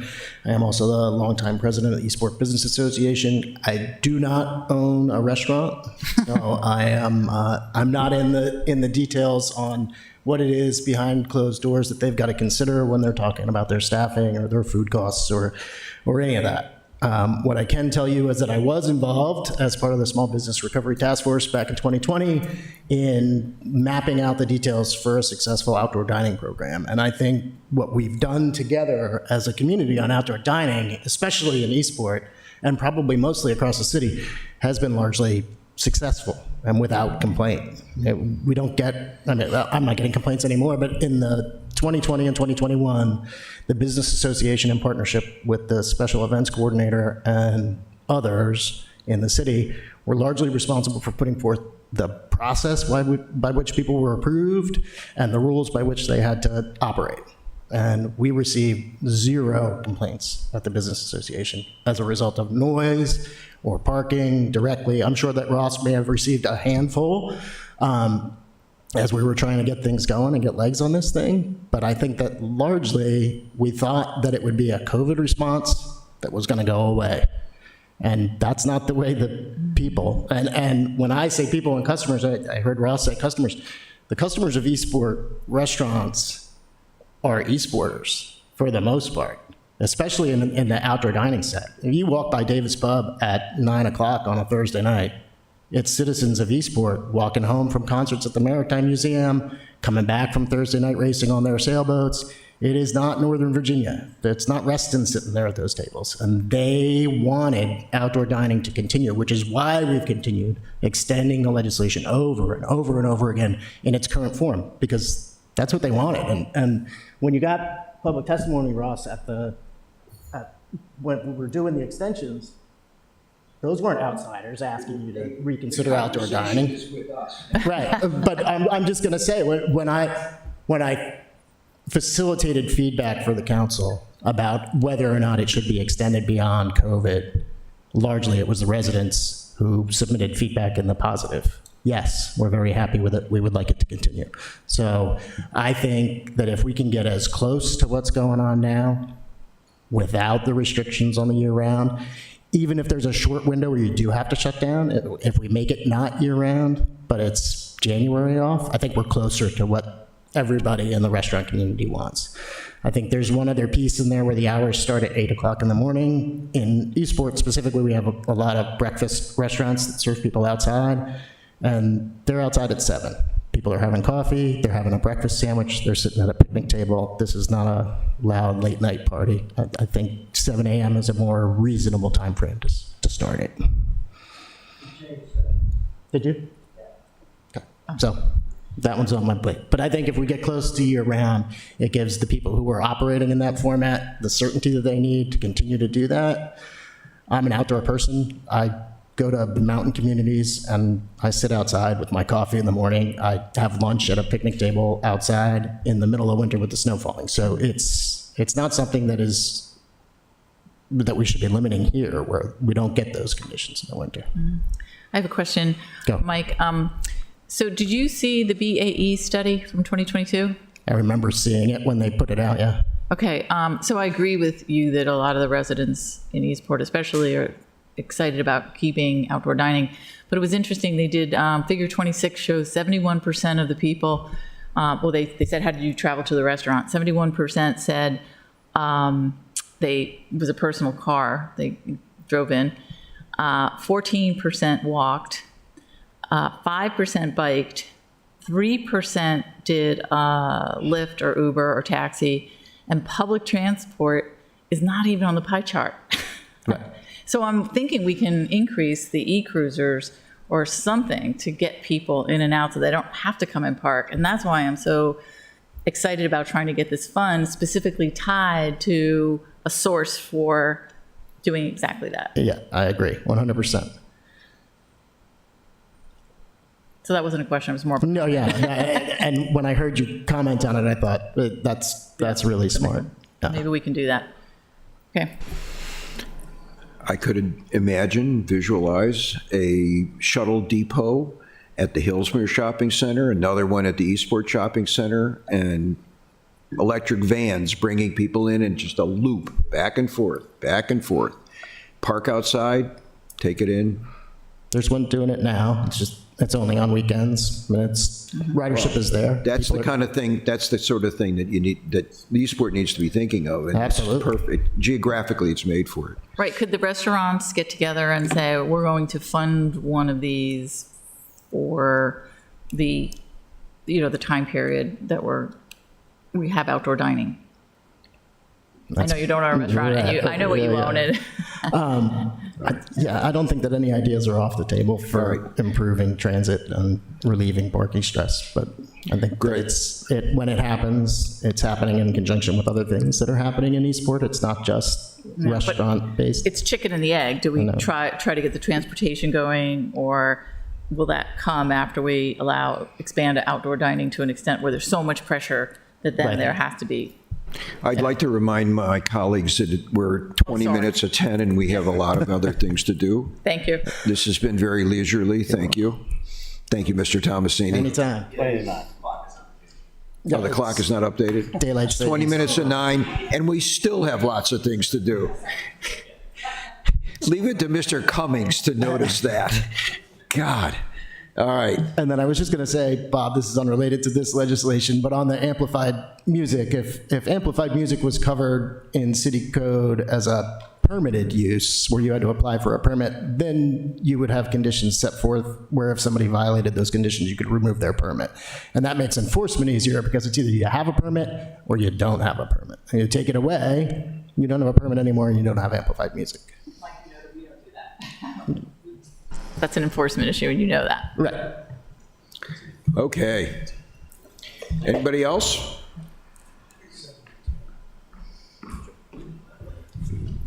My name is Will Kuna, 406 Jefferson Street in Eastport. Mainly here to listen. I've had a lot of conversations with the people behind me about this outdoor legislation. I'm also a small business owner. I just want to reiterate one of the things I did hear about constituents versus customers. They're not always mutually exclusive. As a constituent and a customer of a lot of the restaurants behind me, I am both of those things at a given time. So I just want to reiterate that a lot of the customers of a lot of these businesses are also constituents that live in that neighborhood, and they also bring friends, family from outside into the area, which also supports other businesses in that area. So I just want to reiterate that point. So that's it. Thank you. Will Kuna, C-U-N-H-A. Good. Thank you. Good. Concise. We like that. Not always so, but when it does come, it's welcome. All right, I'm going to close the public hearing at this point since there's nobody else here to speak. And we can begin our discussion here. Who would like to begin? Okay, I'll begin then, okay? We have heard tonight in person and in writing, we have heard from the restaurant owners, very coherent, very cogent, very common sense from their point of view. The other thing we've heard is from the elected representative of many, many, many, many people in Ward 8. And we can only take as his, we have to depend on him that he is sensitive and a sounding board for his constituents. And I say that in the plural. I don't know that there's been only a handful of complaints. I don't know if there have been any complaints, and I don't know if there have been hundreds of complaints. But I have to take sort of from our elected representative, God help us, we still have faith in a democracy, right? That this is what he has been hearing. And I think that the issue is not a parking issue. I think that it's a general pressure issue of sound, people, and parking. I don't think that it's just a parking issue, 5 parking spaces in one establishment or 20 in another. That's not the issue. The issue is the pressure on people who live in a densely residential neighborhood. So I balanced those two things, and what I consistently heard from actually all 5 people who testified is that this legislation does try to strike a balance. There are those who wish to put a finger on one side of the scale or the other, but that it has been arrived at, hammered out as a balance, which is essentially what government does. It's not that it's telling people what to do or what not to do, it's reacting to the people who our representatives represent. The arguments for year-round, they certainly make sense. But there's also, in the back of my mind at least, is that change needs to happen incrementally, and that this is indeed progress, and it is change, and people feel basically comfortable with it. And I think that in the future, that this legislation could be amended in the future. Give it a couple of years to see how it works. Let's see what's going on, so that things like sound mitigation standards can be established, hours can be made more clear, the experience with sound and complaints can rise to the surface. And I think that there will be changes to this, just as we've seen, for instance, in maritime zoning, that you need to keep modifying it as we go along, which is good. I will say that I don't, in my experience, I must say, sir, trees don't block sound. If trees blocked sound, you would see forests alongside highways, but you don't. You see walls. So as you begin to think about how you're going to approach your next stage at Forward Brewing, for instance, you need to think about what kind of a structure will be both outdoors and not impinge upon your neighbors, all of whom would like to go to sleep at 10 o'clock and get up in the morning to go to work, and not necessarily hear people laughing and drinking and glasses and so forth. While I'm on this subject of sound, I will repeat, I think that the no amplified sounds, that's speakers, public address systems, radios, DJs, whatever, should be simply prohibited in any place where there's outdoor dining, up front and center. And the prohibition makes it clear and makes it simple and takes away the problem of enforcement. It just is. All right. I will entertain a discussion and potentially a motion to change some of these dates. I would remind everybody that even though we have a climate specialist here, that this year happens to be exceedingly warm. Next year may be cold. One of the things we've learned from climate change is that you can't take today's weather and extrapolate it out for a century. You have to take the last 10 years or 15 years of weather and extrapolate it out. So, next year may be cold and rainy. This is exceedingly dry, record drought, record warmth. Next year may be the same, in which case, when we come back in 2 years to look at outdoor dining legislation, maybe we'll look at the calendar again. That makes some sense to me. That's incremental change, and that's progress. But I would entertain a motion to move it a little bit forward to maybe March 15th and to maybe November 15th. I can't help, the staffing problems at restaurants. We can't solve everything in one go, but I'll certainly be willing to hear discussion on that subject. If there was a way to make it year-round, that's what I would recommend. Is what? Year-round. Well, you and I are the same, but that's what I addressed with if you have to take a month off just to not make it into a bigger, issue, then you take January off. I don't understand why it shouldn't be on the onus of the restaurant owners and the patrons. If they want to dine outside, I think they should be able to dine.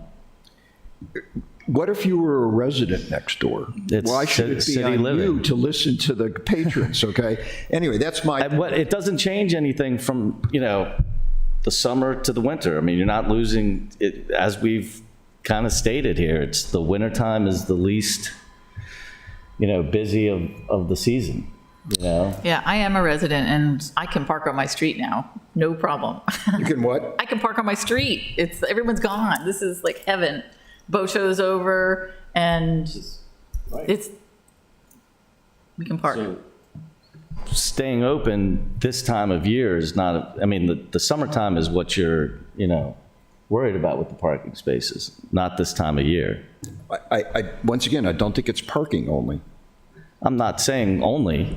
Well, I would say weather is irrelevant because we can't control the weather. Climate change is irrelevant. To me, to this discussion, it's up to the restaurant owners to make the environment attractive enough for the patrons to come into. And that's a competitive issue. That's a challenge that you guys would have.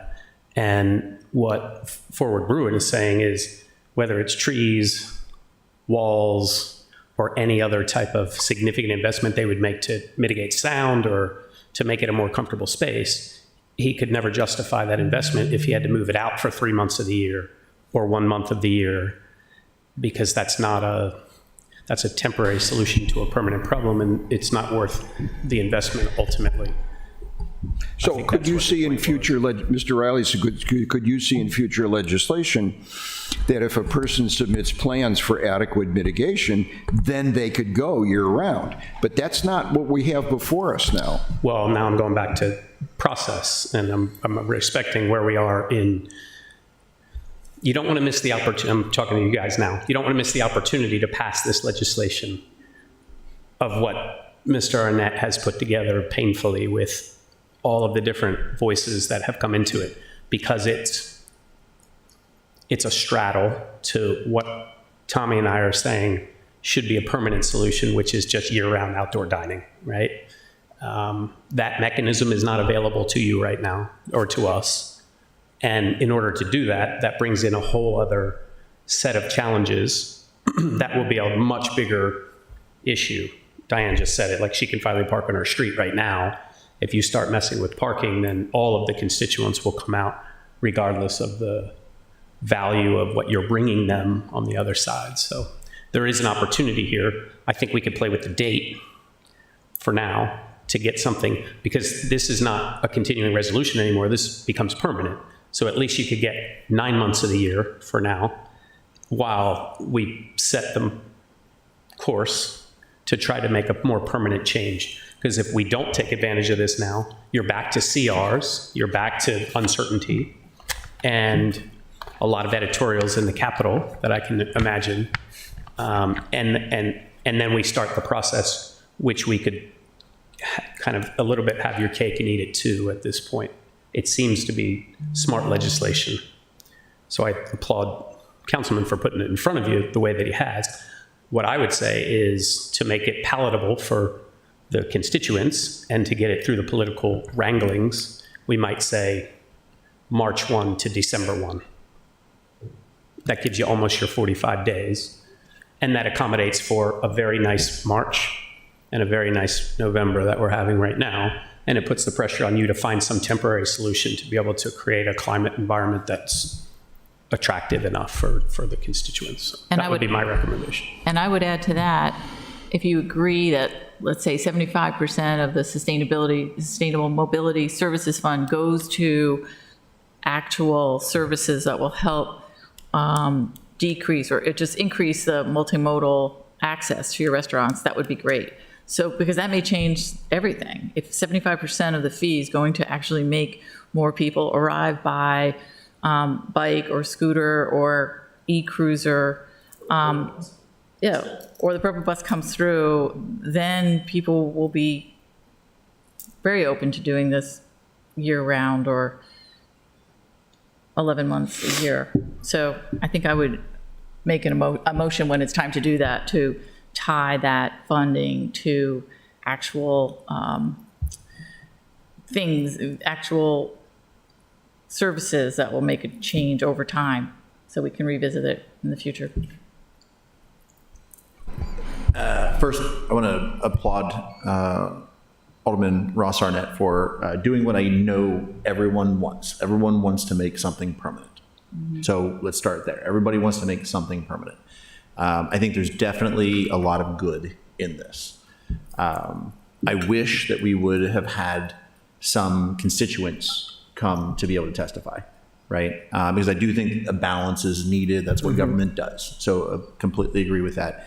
I also understand. I don't know if I buy into the parking. I know that there's parking limitations that are set, that are parking minimums that you have to have, right? So that would have to be changed if we were to do something there. So I'm not sure if that is something that I'm hung up on. But I understand the noise is something that I've heard from people. That's probably the biggest thing I've heard from constituents in the city, or residents in the city, is that is this noise issue. So I don't know. I think that we definitely want to move forward with something that's permanent. I can feel for the needs of businesses in terms of wanting to improve that outside space and the needs of residents to attenuate noise. So I don't know where I am on this, other than I'd say that it's still a place where some thought has to be put into coming together on the timeline. I know that when I've talked to people, they love outdoor dining. Love outdoor dining, and they love it regardless of the weather. The noise is probably the biggest thing that I hear people complaining about. All right, I will put though you sound undecided, I will force the issue here, and here's how I propose we proceed. I propose that we generally vote on the legislation as it stands, and then, remember, this is a recommendation to council. We're not the final word. But then we go down a list of specifics and vote them up or down. And of course, we'll end up with calendar, but we'll get through some of the other kind of homeworky things. But in general, I think that we need to decide whether we approve of the legislation generally, and then we can come up with specific recommendations. Is that acceptable? I think that's a great approach. It's okay? All right. Well, then I'll make the motion to approve 1024, ordinance 1024, as it is, and then we can go down and go over some specifics after. Do I hear a second? Second. Any further discussion? No, thank you. All in favor say aye. Aye. Okay. First, staff recommendation, clarify that the special exceptions do not have to be renewed annually. Do I hear a motion that we make that recommendation? So moved. Second. All in favor? Aye. That the Board of Appeals should not have to decide things like parking, drop-off, design specifics, but city staff should make those decisions? So moved. So Okay. I move that. Second? Second. All in favor? Aye. All right. Should we recommend that complaints about noise should, generally, that complaints should be directed to the zoning enforcement officer or P&Z? Is that necessary? Mr. Jakubiec? Did that help? That's the process now. So, It's the process. No motion. Do we want to recommend that on sidewalk dining, which is different than this parking lot stuff, that on sidewalk dining, that the city really look at the possibility of requiring some sort of barrier between tables and sidewalk? no, I'm not. Anybody, I move that. Do I have a second? We're asking them to study it. All right, don't have a second. I have a recommendation. I have a recommendation that we allow them to, I don't know how to word it, but stay open until 10:30. So if they seat at 9, you know, that they're not pushing people out at 10 o'clock, pushing people out the door at 10 o'clock. Is there a second? So moved. Second. Okay, here's a discussion. I kind of disagree to that, and it's not that I disagree with the logic of it, it's that I disagree with the practice of it. I think that in actual fact, it's 10:15, and if we say 10:30, it'll be 10:45. If we said 10:45, it'd be at 11. So I think that leaving it at 10 at this point, we know how things go. You know, they're somewhat informal. I would definitely leave it to the 2 years from now when we come around to looking at this again. If that's really needs to be changed, let's get some experience. That's my feeling, just mine. Any further discussion on that motion? I'm leaning into Tommy's. Same. I think 10:30 is probably just, Mr. Cummings? It's 10:30. 10:30 is fine. All right. All in favor of that motion, say aye. Aye. Aye. Opposed? Nay. Myself, okay? Water access, there does need to be an editorial correction, is that correct? Yeah, I would move that we ensure that the water access definition, as stated in 2172-010, does include the ability. What's the statute? It's under the terms and conditions in the Planning and Zoning Code 2172 72 010. 010. Okay, so it's not, okay. Include the water access definition that supports the ability to enter the water, not just view the water. Not just what? View the water, because I think Mr. Lashinsky said right now it doesn't say that you're allowed to enter the water. And I think in some of these places, we'll want to be able to get in and out by kayak, stand-up paddleboard, and things like that. So it's just really clarifying what he said it means.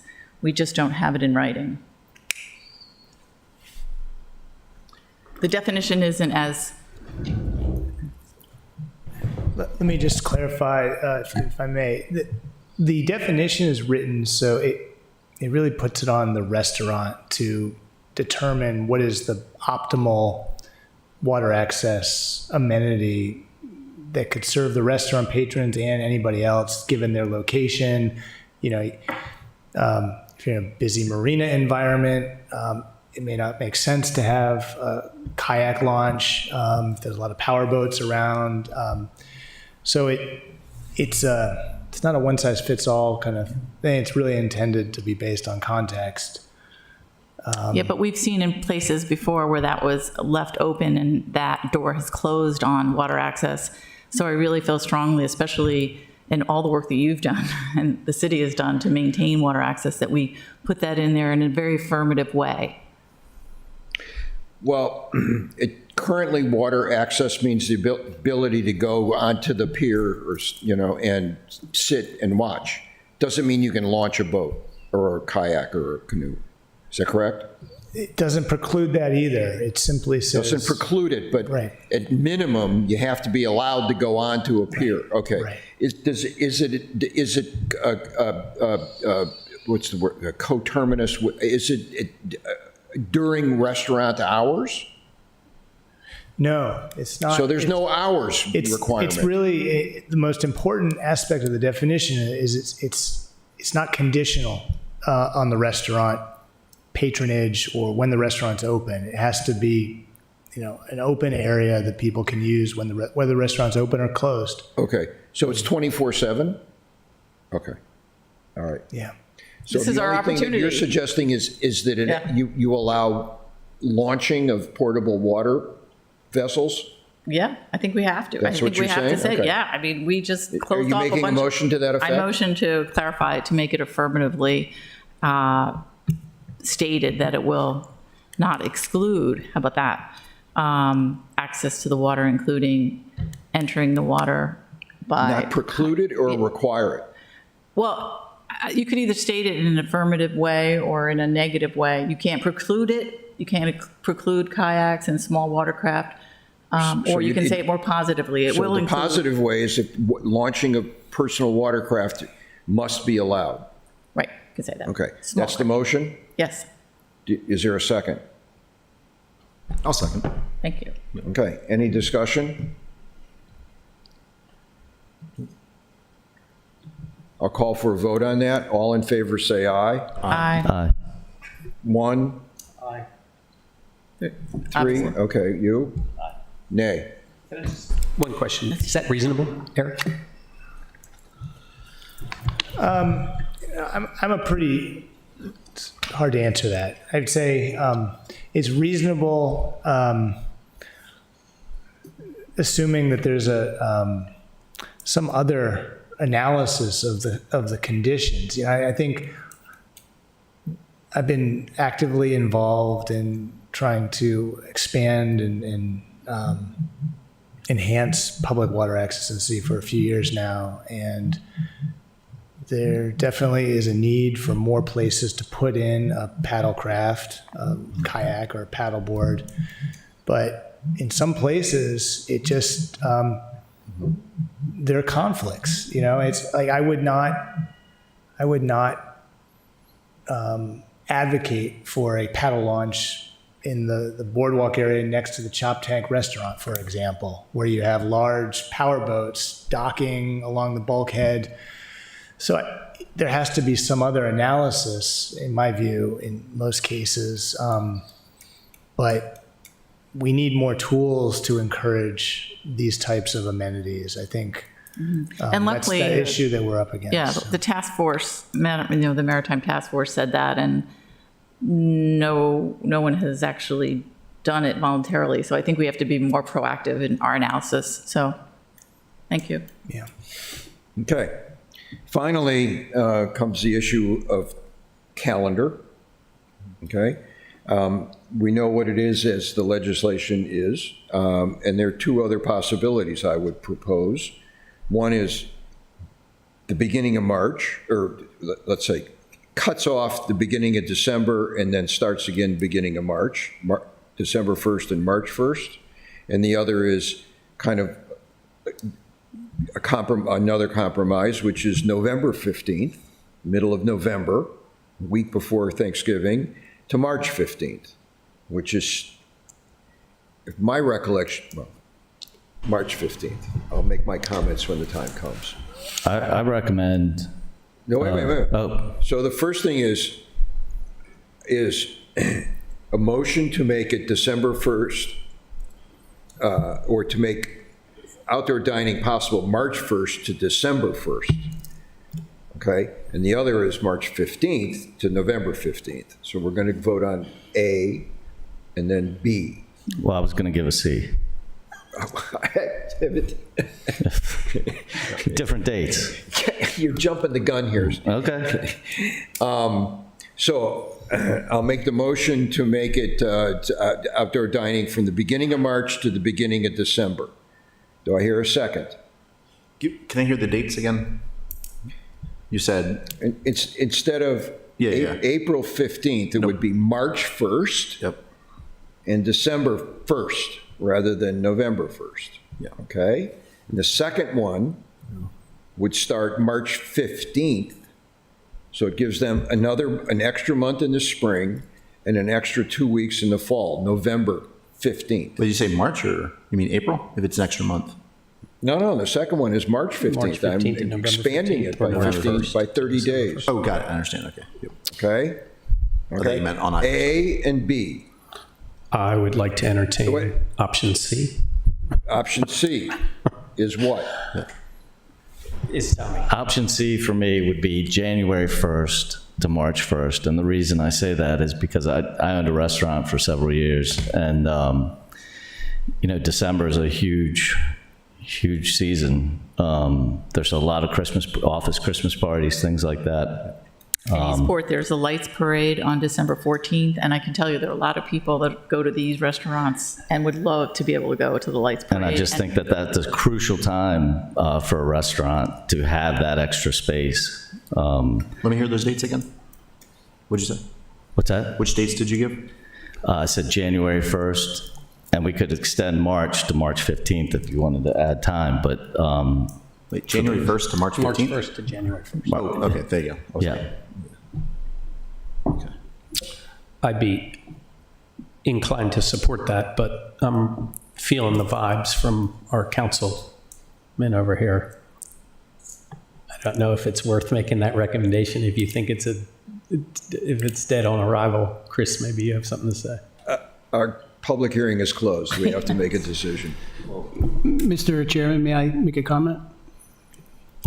I just want to make it clear that these dates that are set forth, these bracketed dates, are the periods within which a restaurant can operate 3-month or 6-month periods. So it's not saying that you operate the entire length of time. It's just you operate seasonally within those broad periods. So if you're referring to January to March, I just want to make it clear, and for folks who might be watching, it's not saying that you can operate the outdoor dining from January all the way around to March. No.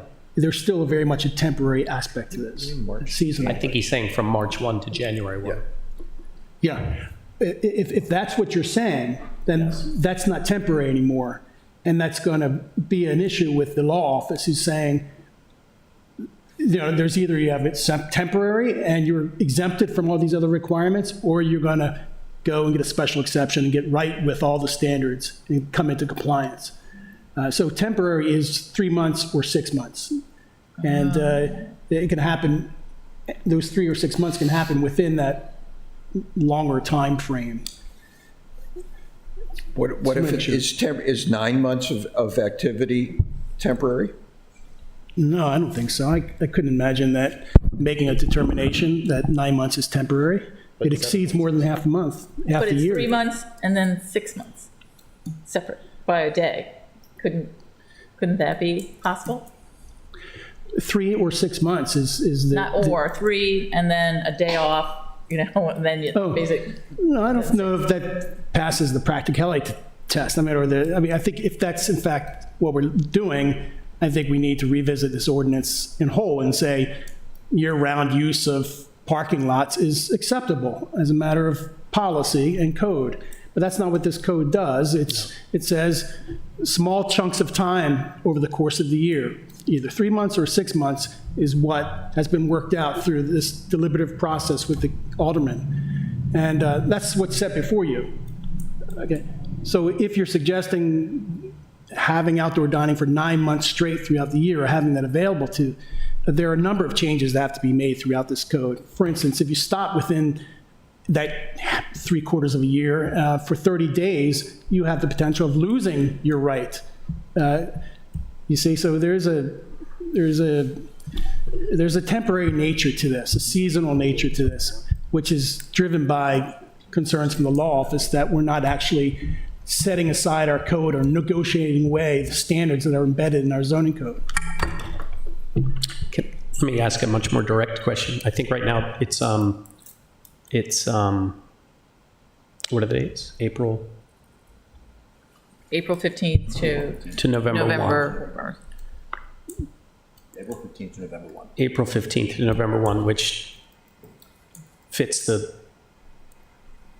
measure of, if we were to try to expand that very directly, like what's the maximum that could be expanded without having to go back and retool the legislation? I'd say it's even the sponsor, the main sponsor tonight said those dates are not necessarily, they're somewhat arbitrary. Right. Why not allow the Board of Appeals, who would ultimately approve this, say when within that entire year you can do your seasonal. And one bar or restaurant might want to do a seasonal in the winter, in the late fall, and not do it during the summer months. So you're saying they could choose? Yeah, let the business operators choose, but as long as it's temporary and seasonal for this iteration of code. So it currently allows basically 6.5 months.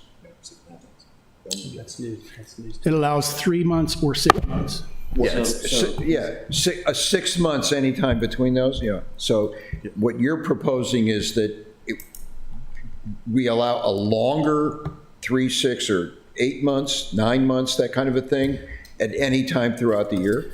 My suggestion would be stick with the duration that's established in this draft code, but allow the business to decide when to use that over the course of the year, so they could respond and present to the Board of Appeals. If the Board of Appeals hears evidence and the public has a chance to comment that using the fall through the late fall is the better for everybody. Ford Brewing could say, we want to do a December.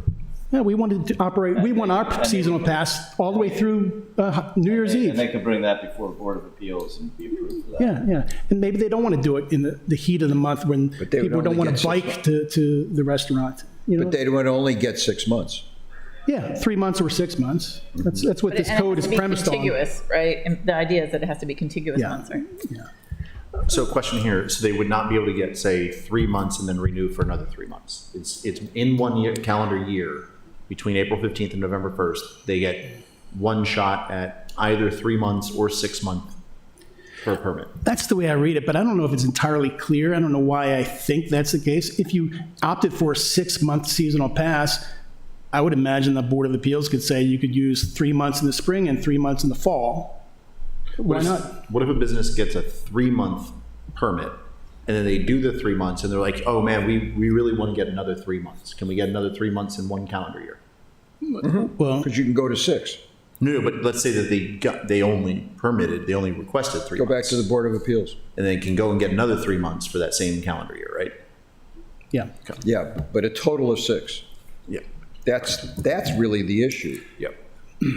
So in order, it's complicated. And do we have, there's no one here from the that's Office not of what I- Law that can answer that question. that's not Is what I it understood. definitive that they can't do more than this 6? is new. More than 6 is, Well, that's what it says here, 3 or 6 on section B2 on page 7.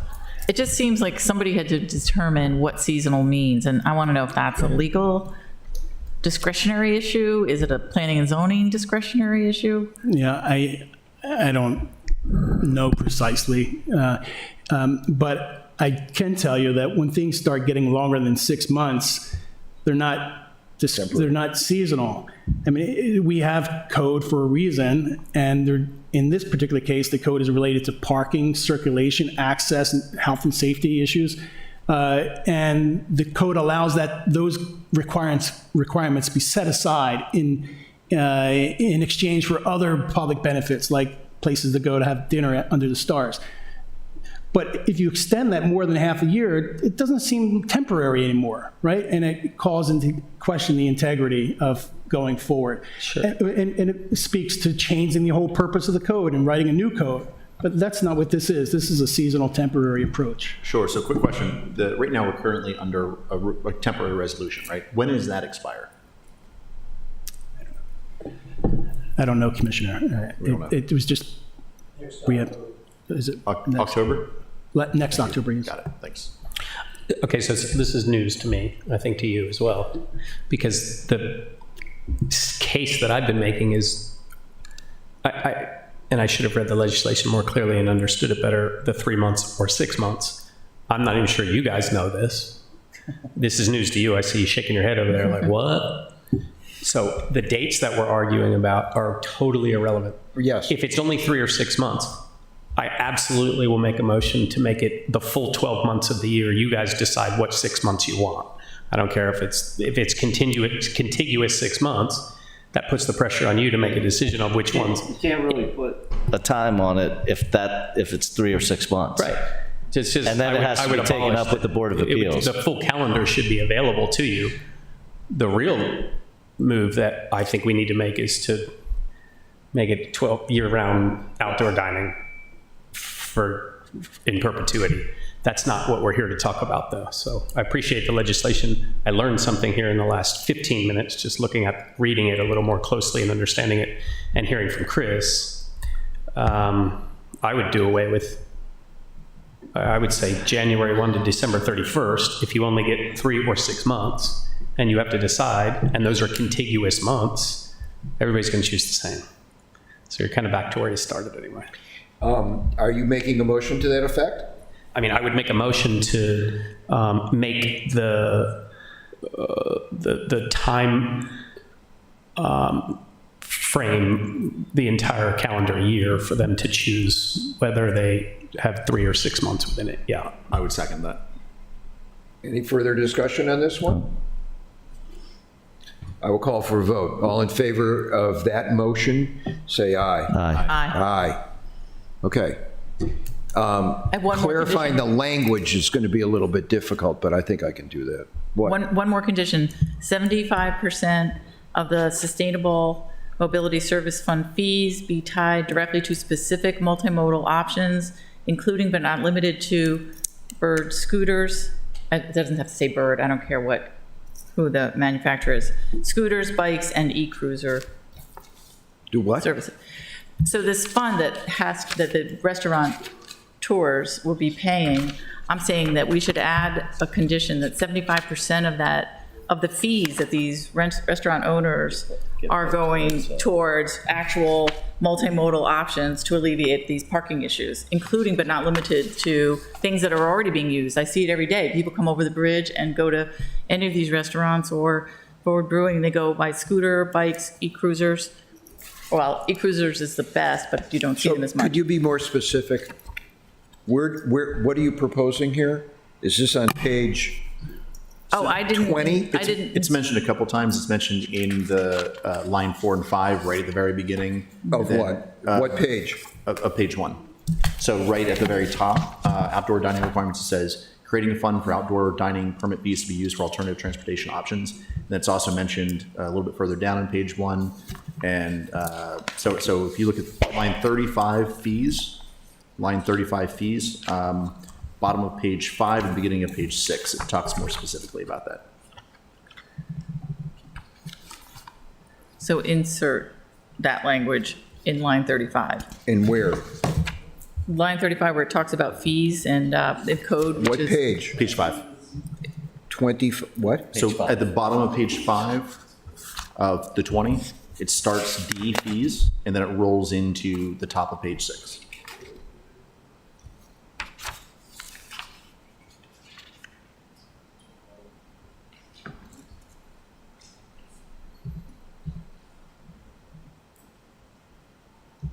So what are you suggesting that the council consider specifying what kinds of mobility options? And the funds. The funds that are collected should go to exactly what we're trying to deal with, which is how people are getting to the restaurants. I thought So, that's clear.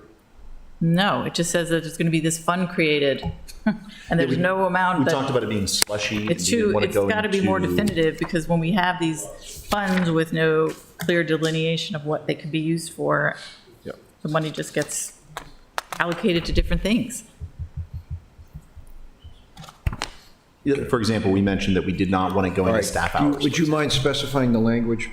Yep, how about, Page and line and language. okay, I think it's page, Page 13 goes into the Thank you. establishment of it, so page 13, line 4, establishment. He's on it. He's on it now. yeah, okay, I think it's all in red right now, right? Gotcha. It's in red. All right, purpose, the Sustainability Mobility Services Fund shall support the efforts to expand and make safer non-automobile transportation and is separate from the traditional bus transit funding. And then we could put either there or under 2, 75% of the fees collected for the Sustainability Fund, Sustainable Mobility Services Fund, shall be tied directly to specific multimodal options, including but not limited to scooters, bikes, and. So this is under C, No, I'm making it up. C, number 5. expanding and improving micro-public transportation. Infrastructure, right. But I just want to make sure, so that's the purpose. And I'm saying that we want to have some language there that makes it really clear that we're not going to be just collecting this fund with the hope of doing some public transportation infrastructure. We're You going need to give me language. I think I did. Okay. Then state it. 75%. Where? Page 13. See, it's not there. I'm making it up. So I don't know where you can put it. You can put it under the purpose, or you can even do a separate tab called how to. I would suggest under purpose, either create number 3 or let's see. I mean, you could do B4 or C4 and then create something right in there with the language that you're giving. So microbuses, microtransit, on-demand transit, and then mobility centers? Or are you looking at lines 21 through 25? God help me. So if you wanted to stick under establishment, or then I would stick it with B4, which doesn't exist, right? I see. Yep. Yeah. If you want to stick it under the purpose, then you would do C4. I like B4. Under establishment, Bob, do you see that? So there's B3, there is no B4. What she's suggesting is to create a B4. Create B4 on page 13 of 20. And I can type up that language and just send it to Kimberly. What's the language? 75% of the Sustainable Mobility Service Fund fees shall be tied to specific multimodal options. Shall be what? Tied Tied? to. Tied Directly to. or directly spent on, if that's better. Or directly spent on what? Multimodal transportation options, including but not limited to Jesus Christ.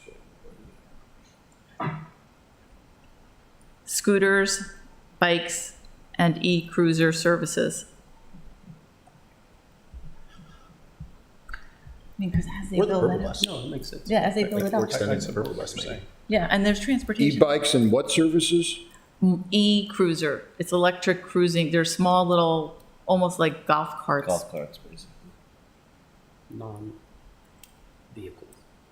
Yeah. Okay. Including but not limited to. All right. Is there a second to this motion? Second. Any further discussion? No.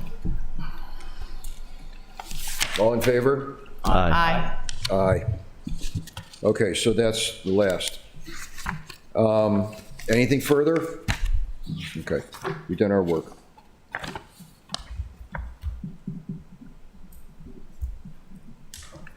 All right. I'll do the findings on this. Save you guys the trouble. That's okay, your time will come.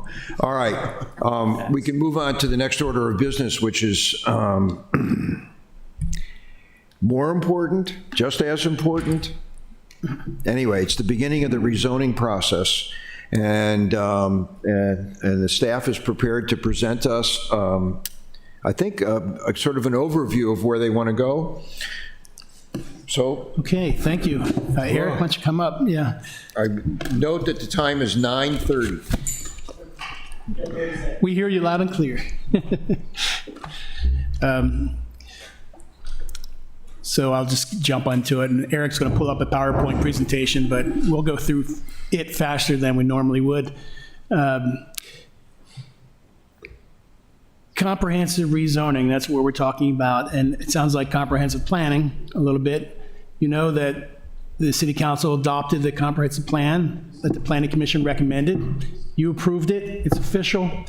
The next step in that process is comprehensive rezoning, and it's really about making the zoning code and the zoning map implement the comprehensive plan, bringing them into compliance or making them consistent. And let's go to the next slide. So what we're going to be talking about tonight is kicking off the comprehensive rezoning process. A comprehensive rezoning is enshrined in Maryland law. There are two types of ways of changing the zoning map. One way of changing the zoning map is to do a piecemeal rezoning, in which case an owner of property has to prove that there was a change in the neighborhood since the last zoning map was adopted, or that there was a mistake in that zoning map. When we talk about comprehensive rezoning, there's no change in mistake test. The purpose of doing a comprehensive zoning results in a new map, and it's presumed to be valid and correct. It becomes the code for the city.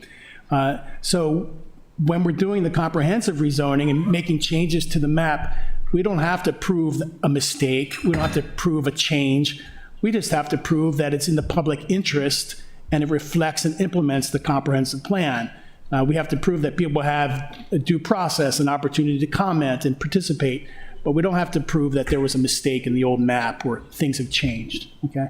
So that's really important. And what you have here on the plan is the zoning map on the right and the future land use map, which is in the comprehensive plan. What we want to do to the extent possible is merge them. And it's not about just transferring colors from one map to the other. It's far more complex than that. And yes, Gentlemen, would you mind taking your conversation?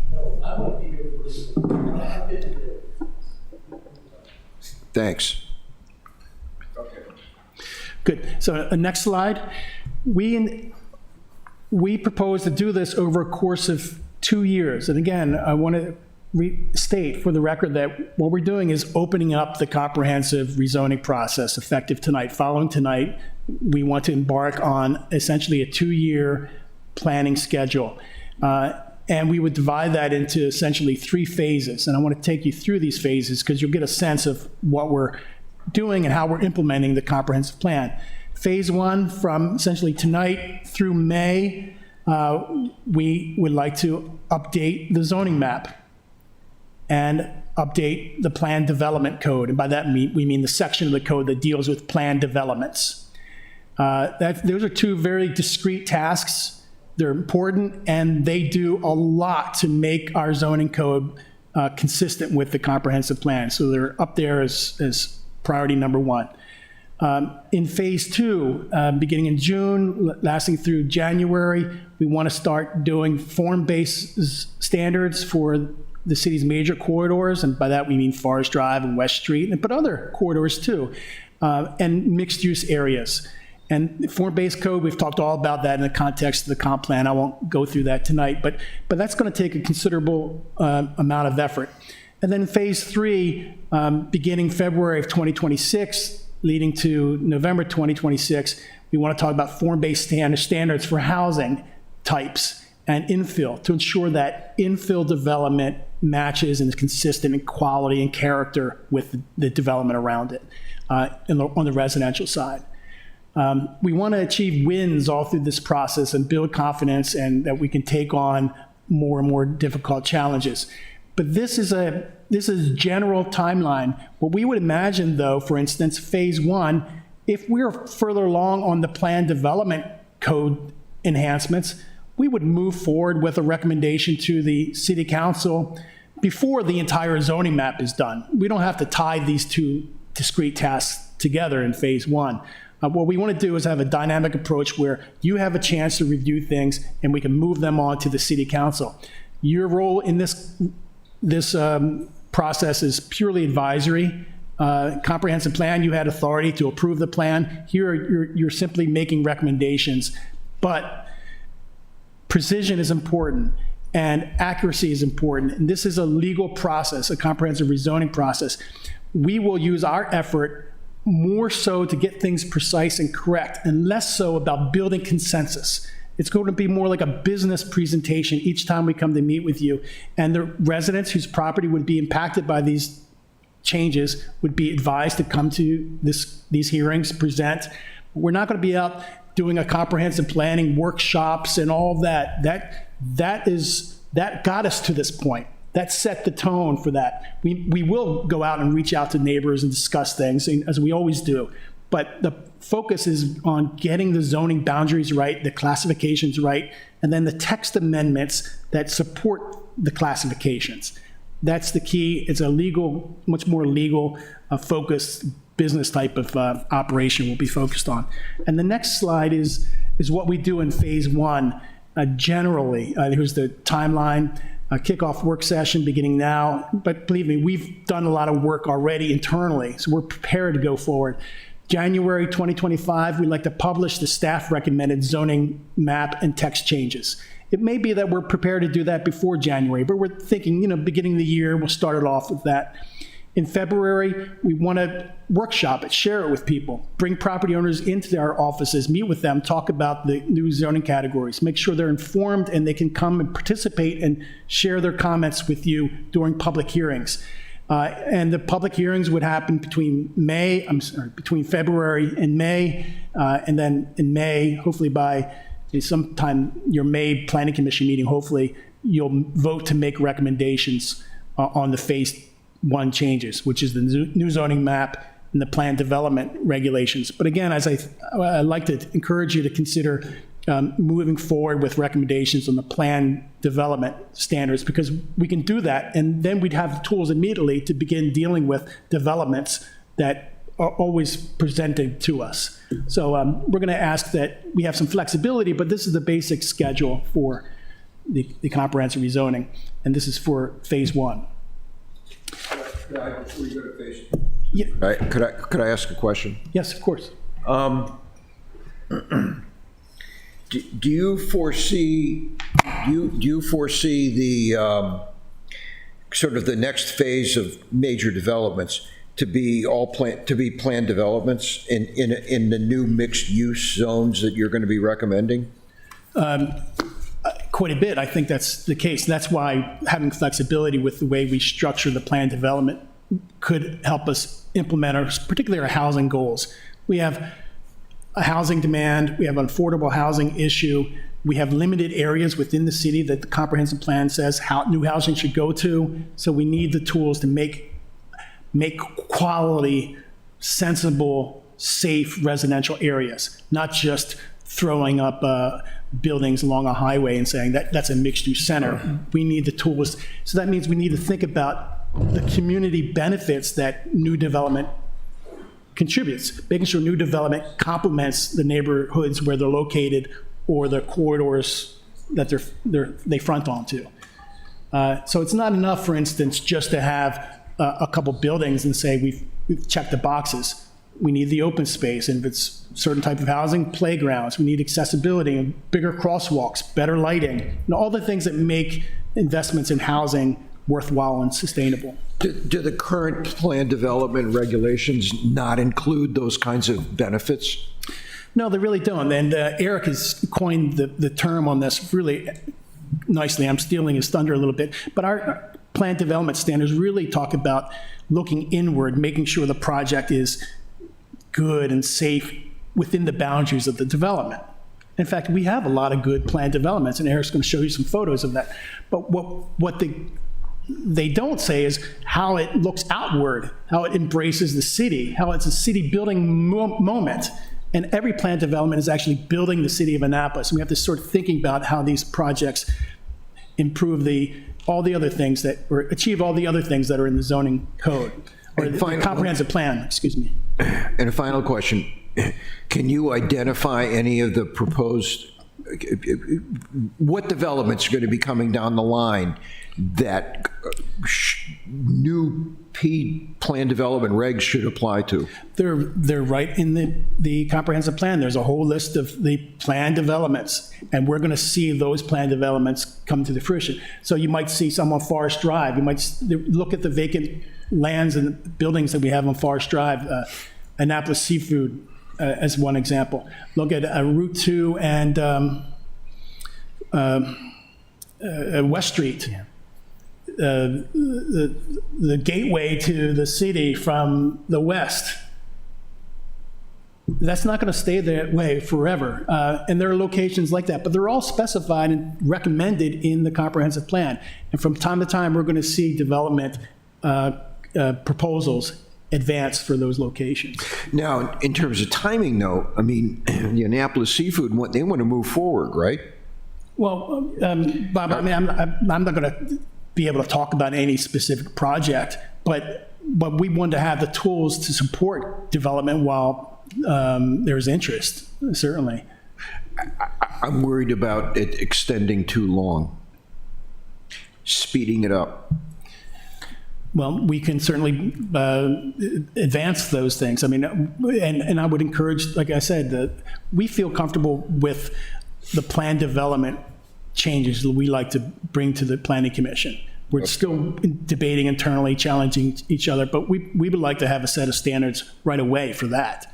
But it's very important, the way we're doing things is to be proactive in terms of planning, not just reacting to a developer submittal, but internally focusing on what these mixed-use areas ought to look like, how they best can complement the comprehensive plan. So that means we're doing pre-planning in-house. We're doing sketches and drawings and laying things out on paper so that we're prepared to come to the Planning Commission and with a developer. This developer has a proposal that can actually implement and the comprehensive plan and reflect what is, this location is best suited for. So that's where we are. Let's hurry it up. So we would actually imagine having work sessions with developers to you, bring conceptual plans to you so the Planning Commission can engage with developers in that process and the staff, not just wait for a finished product to be presented to the commission. And in order to do that, we need to advance some of these comprehensive rezoning. Do you have any work sessions planned? Not yet, but we're working on it, getting one as soon as possible. As early as December? Possibly, yes. Okay. Stick around. So we're going to focus on the phase one tonight. We're not going into the in-depth on the other phases. Phase one is really the priority now. I'm just going to give you a refresher on what was in the comprehensive plan. This is your best place to look if you need a refresher. It's page 36 and 37 in the full plan, and this spread is repeated in the action plan. You could see the first sentence. In the coming years, Annapolis will be more equitable, healthy, and resilient city.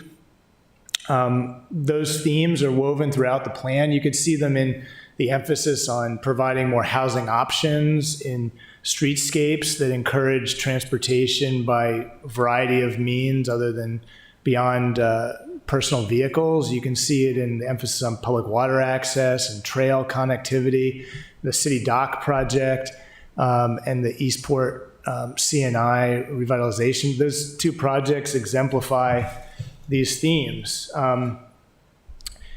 And so you saw the future land use map already.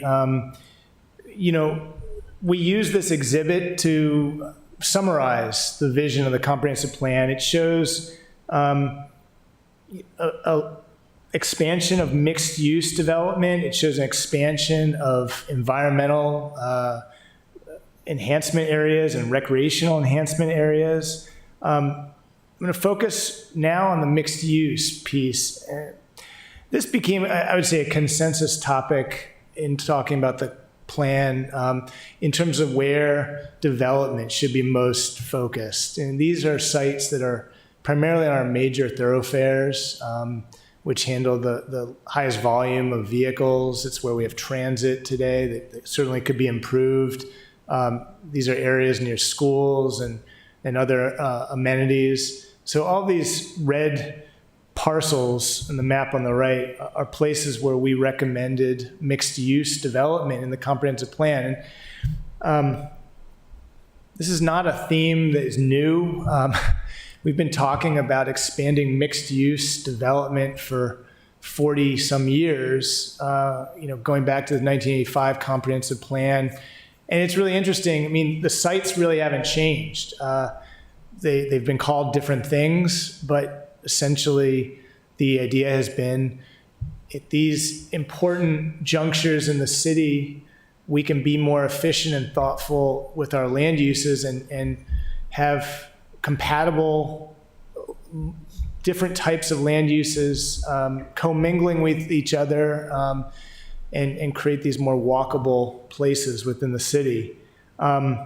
We provide some examples of what mixed use looks like today in the comprehensive plan. It's really diverse. It doesn't mean high density necessarily. It doesn't mean certain types of uses only. I mean, it runs from, you can see this spread here.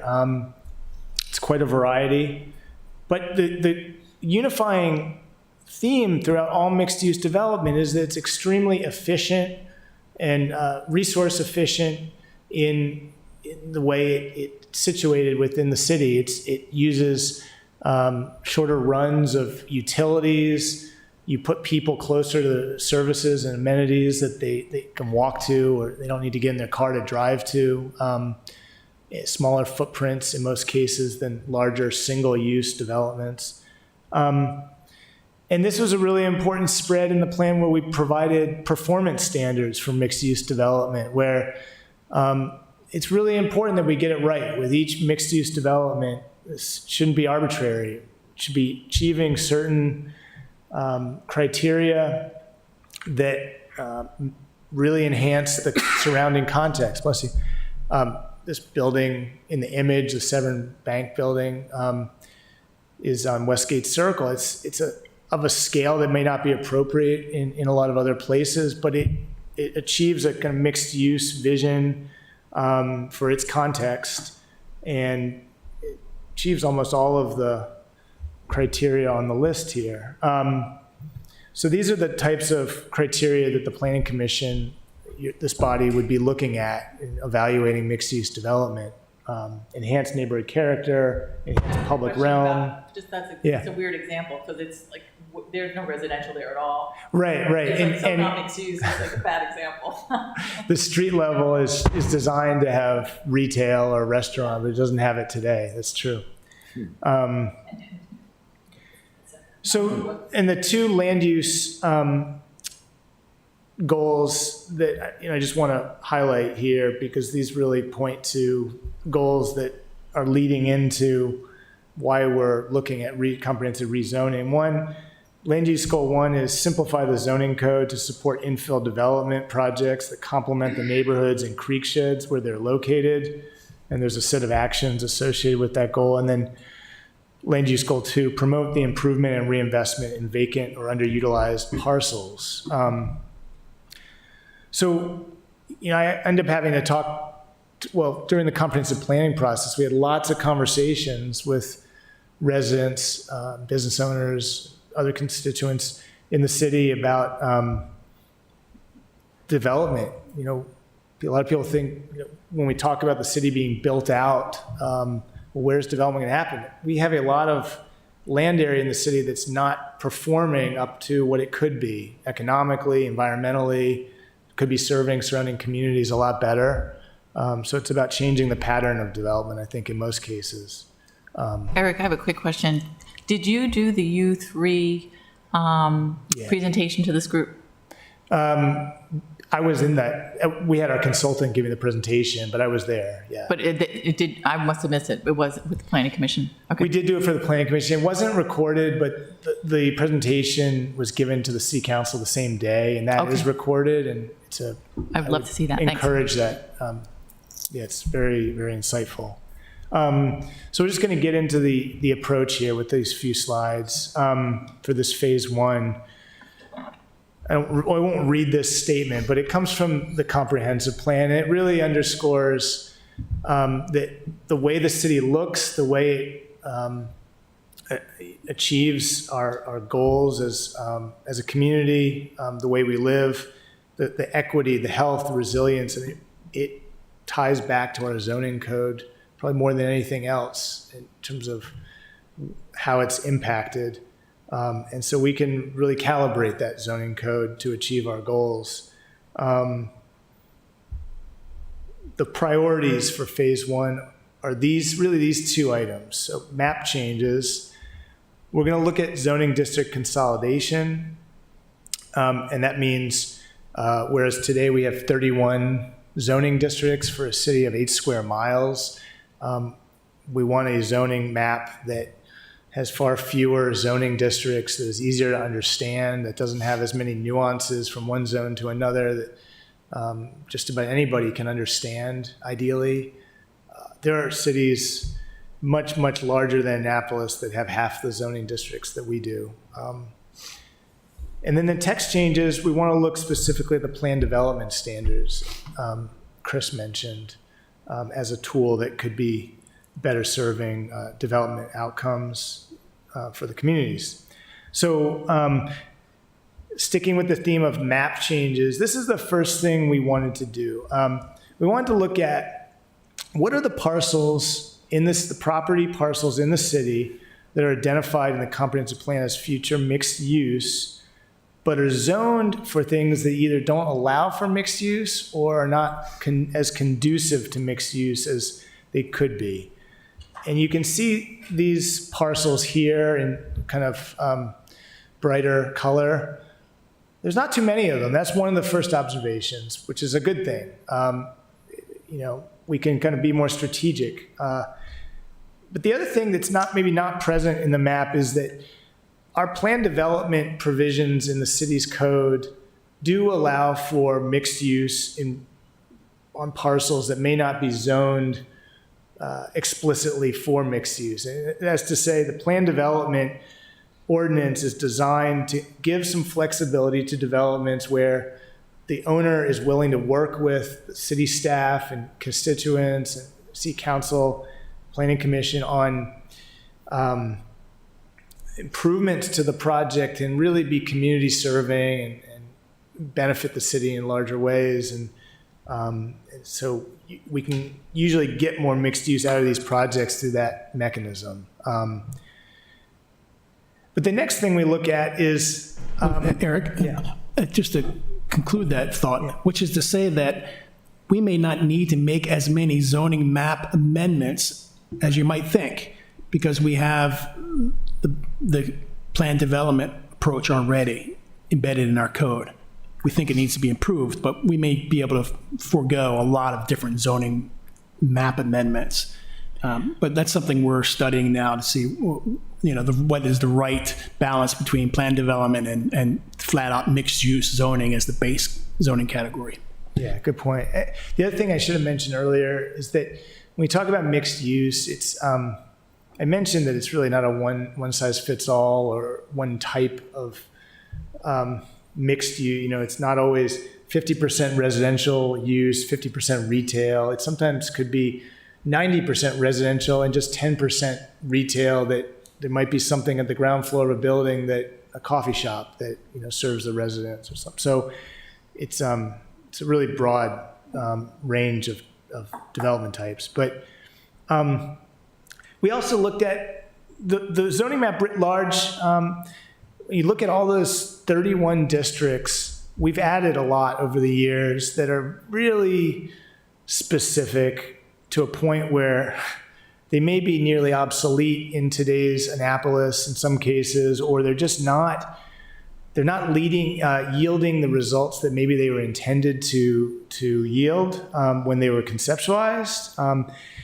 And so these are the ones that we've pulled out right off that we think could be consolidated with relatively minimal impact to the city in terms of the kind of development outcomes that might be desired through the comprehensive plan. And you can see in here the B zones at the top, that first one, it overlays with several of the car dealerships on West Street in the Germantown area, which haven't really changed much in years. The BR district is a very small district in the Clay Street community. Really only covers a handful of properties, including the Stanton Center, which really won't. a pointer or anything? Yeah, let's see. I thought I saw, there we go. Yeah, so the BR is basically right in here. This red zone is the B3CD. The C2A is a small mixed-use district in downtown area, which I think is like the purple areas here. And that includes some very large institutions, that state buildings and state offices, county offices, things that really aren't going to change much in the near future. The P zones are professional office. The office market is obviously changing dramatically right now as a use. And, while some of these P zones are, when you see PM, it means professional mixed, meaning it does allow for some mixed use. It's still not quite as expansive as it should be, or flexible to allow for. We really don't want to see vacant buildings in the city. That's one of our primary goals. And so anything that is sort of geared more towards office than anything else is probably something that we want to look at more closely. The R3 NC2 is this is a extrapolation from the R3 NC. It's a neighborhood conservation district, which is very well intentioned, but is very specific in this circumstance. I think, let's see here. It's the, I believe it might be just this. So it's really hard to distinguish at this scale, but I think it's just a very small set of houses on Spa Road right here. Whereas the R4R is a lot of the residential area in the Clay Street community. The R stands for revitalization, just like the R in BR. And while the intentions were good, the differences between the R3R and just an R3 district, or the R4R and an R4, are not so significant.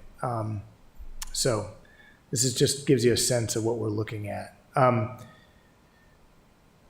city created a mixed-use district in mid-'80s, or it was conceptualized then. It's been updated since then, different sequences, and really to improve the outcomes. And it's functioned pretty well. It's really was intended mostly for the inner West Street corridor. That's how it's spelled out in the code. But in looking at it and the kind of outcomes that it's yielded, we think it could have some merit in other parts of the city. It's conducive to preservation. You can see some of the buildings on inner West Street on the bottom image, where new infill development worked in conjunction with preservation of existing buildings. It certainly doesn't, it actually has some very specific language discouraging demolition. It allows for scale that's appropriate to context. It has language that specifies a building adjacent to residential area has to step down in scale to respond to the residential area. So it has some standards that we think could really be a good guide for other locations in the city beyond inner West Street, and that's what we're looking at. One of these places is the area I was just mentioning on West Street in the Germantown area, where today the parcels on the north side of West Street in this red boundary are predominantly zoned for professional office. The parcels on the south side are that sort of B3 CD zone, which is intended to help transition car dealerships to other more mixed use development, but hasn't really led to that. We think we can consolidate these zones in a straightforward way to be just mixed use. And in talking with community members who want to see retail at the street level with apartments above, that would be fit squarely within the MX zone in terms of what that is intended for. So you can see the MX zone in light green stretching down West Street towards downtown, and light green here. So it would be an extension. And then that BR zone that I mentioned near Clay Street here, this is Clay Street right here. This is West Washington Street leading down to West Street. Yeah, so the BR is a very small district. Stanton Center is a big part of it. But just simply trying to enact positive change at this intersection where Clay Street and West Washington meet. It's a gateway to the neighborhood. It has some street level retail today that could be functioning better. It has apartments, but there could be a revitalized intersection there serving the community. And we could help consolidate our zoning districts in this way. Let's see. Oops, sorry, I'm back. So that's gives you a sense of what we're looking at in terms of phase one map changes. The phase one text changes really focus on the plan development guidelines. And this is what the code currently says in the purpose of the plan development ordinance. It has these six items. The bottom one, I want to point you to number 6, to promote development that is consistent with the goals of the comp plan, which is really important, but it doesn't really go into detail. What does that mean? And the comp plan changes periodically. So the images on the left are all relatively, well, not all relatively recent projects, but the last 25 years, I would say, and they've been pretty successful. The two on the bottom, this body saw recently the Willows on the bottom left and Parole Place on the bottom right. So in some sense, the plan development ordinance has yielded pretty good results, but it's not very specific. And I think it relies in a lot of cases on having collaboration between staff and developers, and we could be more prescriptive in the outcomes. For example, this is how it talks about bulk and density standards. It does give the Planning Commission some latitude in regard to projects that are providing for affordable or income restricted housing, I'd say. But that's the limit of the latitude the Planning Commission has. We certainly want to encourage developments that are providing more housing that's aimed at persons in low to moderate incomes. But that range of affordable housing, that demographic that is being priced out of the city is now stretching up to households that earn $120,000 in this area is a moderate income. And so we think developments that are going to be reaching that missing middle demographic should also be given some latitude if they provide certain community benefits. And so that kind of gets into another point that we're looking at with plan developments, where today, as Chris mentioned, community benefits that are inscribed in plan developments are pretty much limited to what kind of open space can you provide on the interior of the development. They don't look outwardly. They don't look at how could this development actually be a catalyzed change in the neighborhood, create more of a place, change a whole intersection, make it, change the intersection from one where people are afraid to walk across the street to one where they're encouraged to walk across the street. All of that comes with design improvements, and we think development should be encouraged to do that kind of thing, but they need some incentive to do that. So that's where we're headed. And there's a lot of content in the comprehensive plan that gives you a sense of where we're headed. And so complete streets, streets that are designed for pedestrians as much as cars, and for cyclists and transit users. We have very few complete streets in the city today. We make little surgical changes here and there, but we're not really thinking holistically as much as we should. We have a bike plan that we're Eric, trying. can you go back to that last slide? Yeah. I have a quick question. Yeah. Is that then to show what that street could look like on the bottom? So that's Chesapeake. So, yeah, the top image is really the ideal version. We have very few examples of that in the city, but the bottom is really our minimal effort today, where we created a better crosswalk at Bakers and Company on Chesapeake Avenue, and it's a small example. You know of- what a win it was to get that crosswalk? I know. The bike plan is something we're implementing. It would be great to have developments come in and help us implement this. There are a few in the works right now that are doing that, but we would like to see more of it. And then we have the Greenway map, which also speaks to these trail connections and improving park spaces throughout the city, conservation areas. And so lastly, and this is actually a map change, but we think this is pretty straightforward.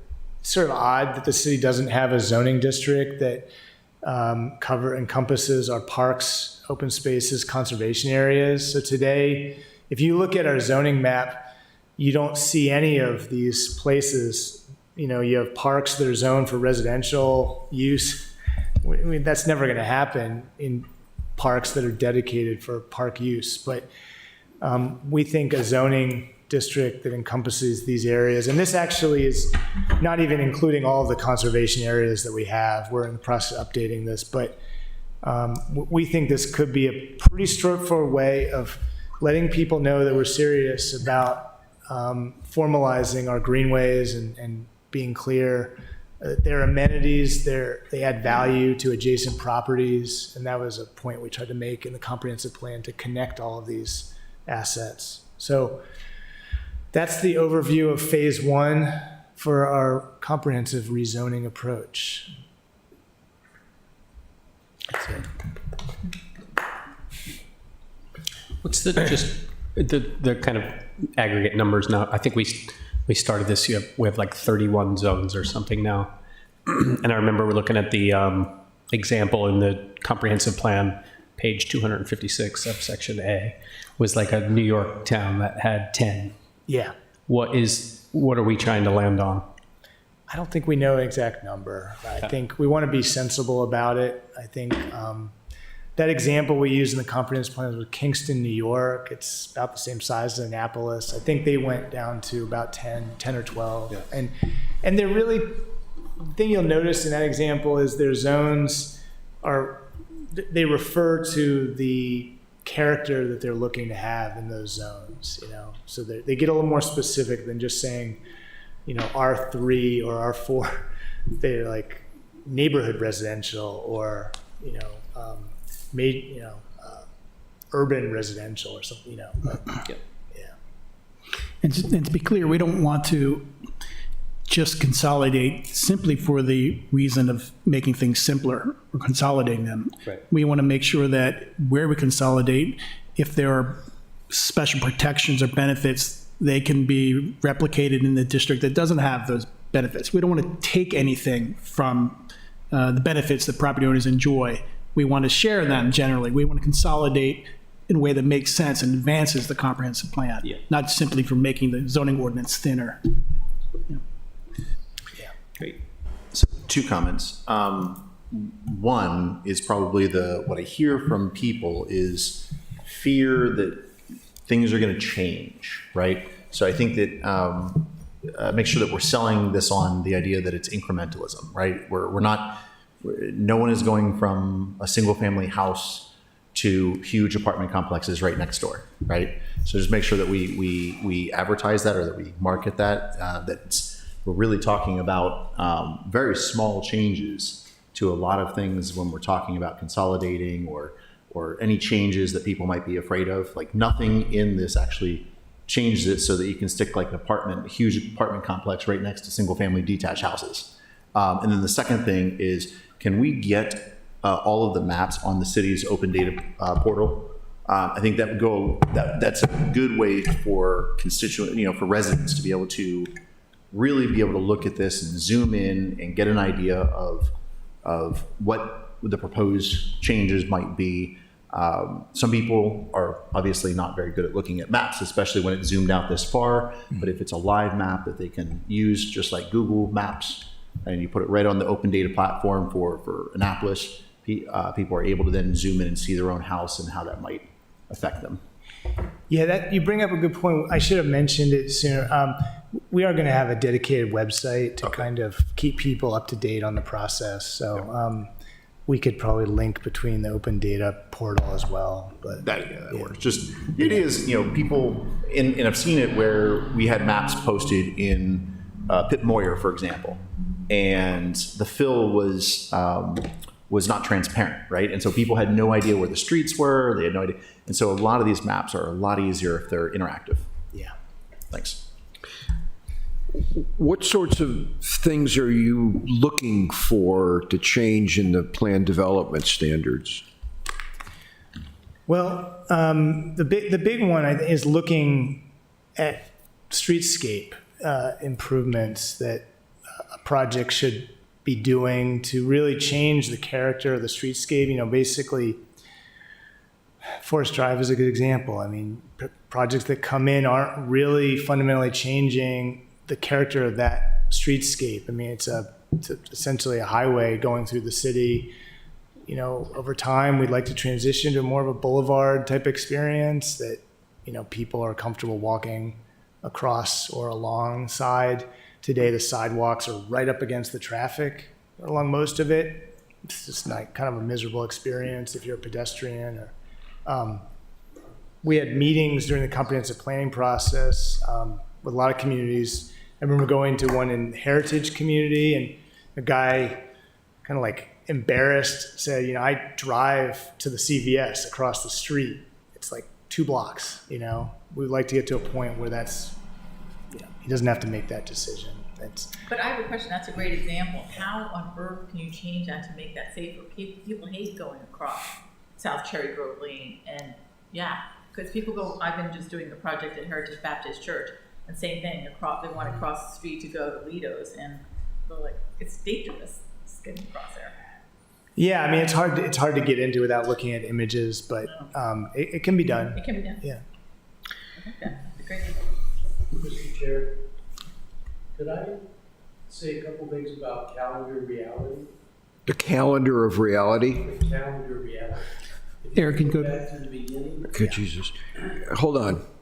So I want to drill down a little more. Let's understand something about plan developments. The amount of units or densities or however you describe it of a proposed plan development depends on the underlying zone. Is that correct? It does. Okay.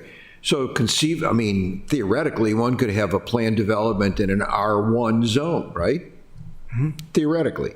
But in actual fact, they come to you in areas that are zoned commercial or mixed office or R1 or R3 or 4. I mean, that's the only way you can make any money is if it's fairly dense, right? It's case by case, really. I mean, It's case by case. I mean, it's really hard to generalize. I mean, this plan developments, they do tend to be larger parcels. I mean, there's a threshold, for it to be a plan development. I can't remember the exact, but.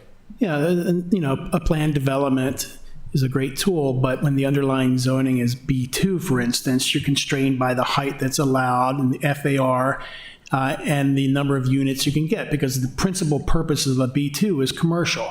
So it doesn't work out. So if we're going to meet our housing goals within the limited mixed-use areas we've shown in the comprehensive plan, we need flexibility to effectively bring about a coherent development project there. So the entire bulk set of requirements is necessary to be evaluated in the context of a new development. The alternative is to go to B2, those B2, B3s, and say when they need to be changed to a mixed-use development, which allows more of a density and a intermixing of uses. And those are the things we're deciding now, whether changing a classification from B2 to mixed is preferable to simply improving our plan development tools. We kind of like the plan development tools because it gives the planning commission more discretion to bring about better project and assist on these community benefits, these off-site type of improvements, so that we make the projects more outward thinking.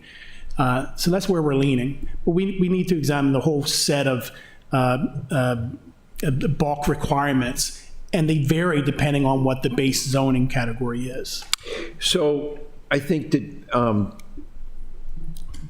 proceeding on what Mr. Quentin said is that if you simply zone something MX, mixed use, right? What are the controls? People are going to be wondering, well, what are the controls on it? Does that mean that it could go to 8 stories? Does it mean it could go to 4? How do we make sure that it's neighborhood, community character, all those words we throw around? But what are the precise definitions that are going to be in place? I think that's one of the things people really want to know. Well, and those controls are in place in the current code. So part of the process will be to explain all those and understand what they are and see if they're relevant given the locations where we would consider a mixed use zone. So when we come with a recommendation, we've thought through those implications of various districts and what changes might be brought about. Okay, Mr. Arnett wants to talk calendar. Yeah, so phase one. It's 10:15. I know the reality of the city council's life is no new legislation can be introduced after June at the city council. So that's compressing your schedule a little bit. Phase one here works, squeaks in, but if you want to get into plan development and you want to do it during this council session, I would recommend that you really need to be doing some concurrent operations and squeezed in. Now, many of us on the council took the comp plan very seriously. We dug into it very deeply, and I think the council has signed off on the comp plan. We subscribe to it. There's no surprises here. There were no surprises. So if we want to get moving, and particularly with some of the planned developments, my recommendation would be sooner rather than later, unless you want to wait until 26, because there'll be a whole new council then. They'll all have to get inculcated. So I just wanted to remind you of what our schedule is and how that might impact on your planning, your schedule. Okay, I agree. I agree. Time is of the essence here. We really need to get this. I'm worried about proposals coming in, and us sitting here without the artillery that we need to say, oh no, it's got to be this way. I mean, that crazy place. What's the name of that place? The Willows. I mean, we couldn't force them to do it right. All right. Anyway, enough said on that topic. Okay. All right. So we're ready. We're ready. Thank you so much. And I want We to are say too. something. When you went back 40 years, I haven't been here for 40 years, but I've been through a lot. This is the first time I've seen anything after a comprehensive plan that says, we're going to do some zoning. We're going to make some changes. So I congratulate you. I really do look forward. I think you got a great planning commission at this stage too. I mean, these guys are into it. Okay? Is that enough? You done? Thank you. All right. Sounds good. Well, do I entertain a motion to adjourn? So moved. Second, Mr. Sakianudis? Second. All right, any discussion on that one? All in favor, say aye. Aye. I'll vote for Mr. Riley.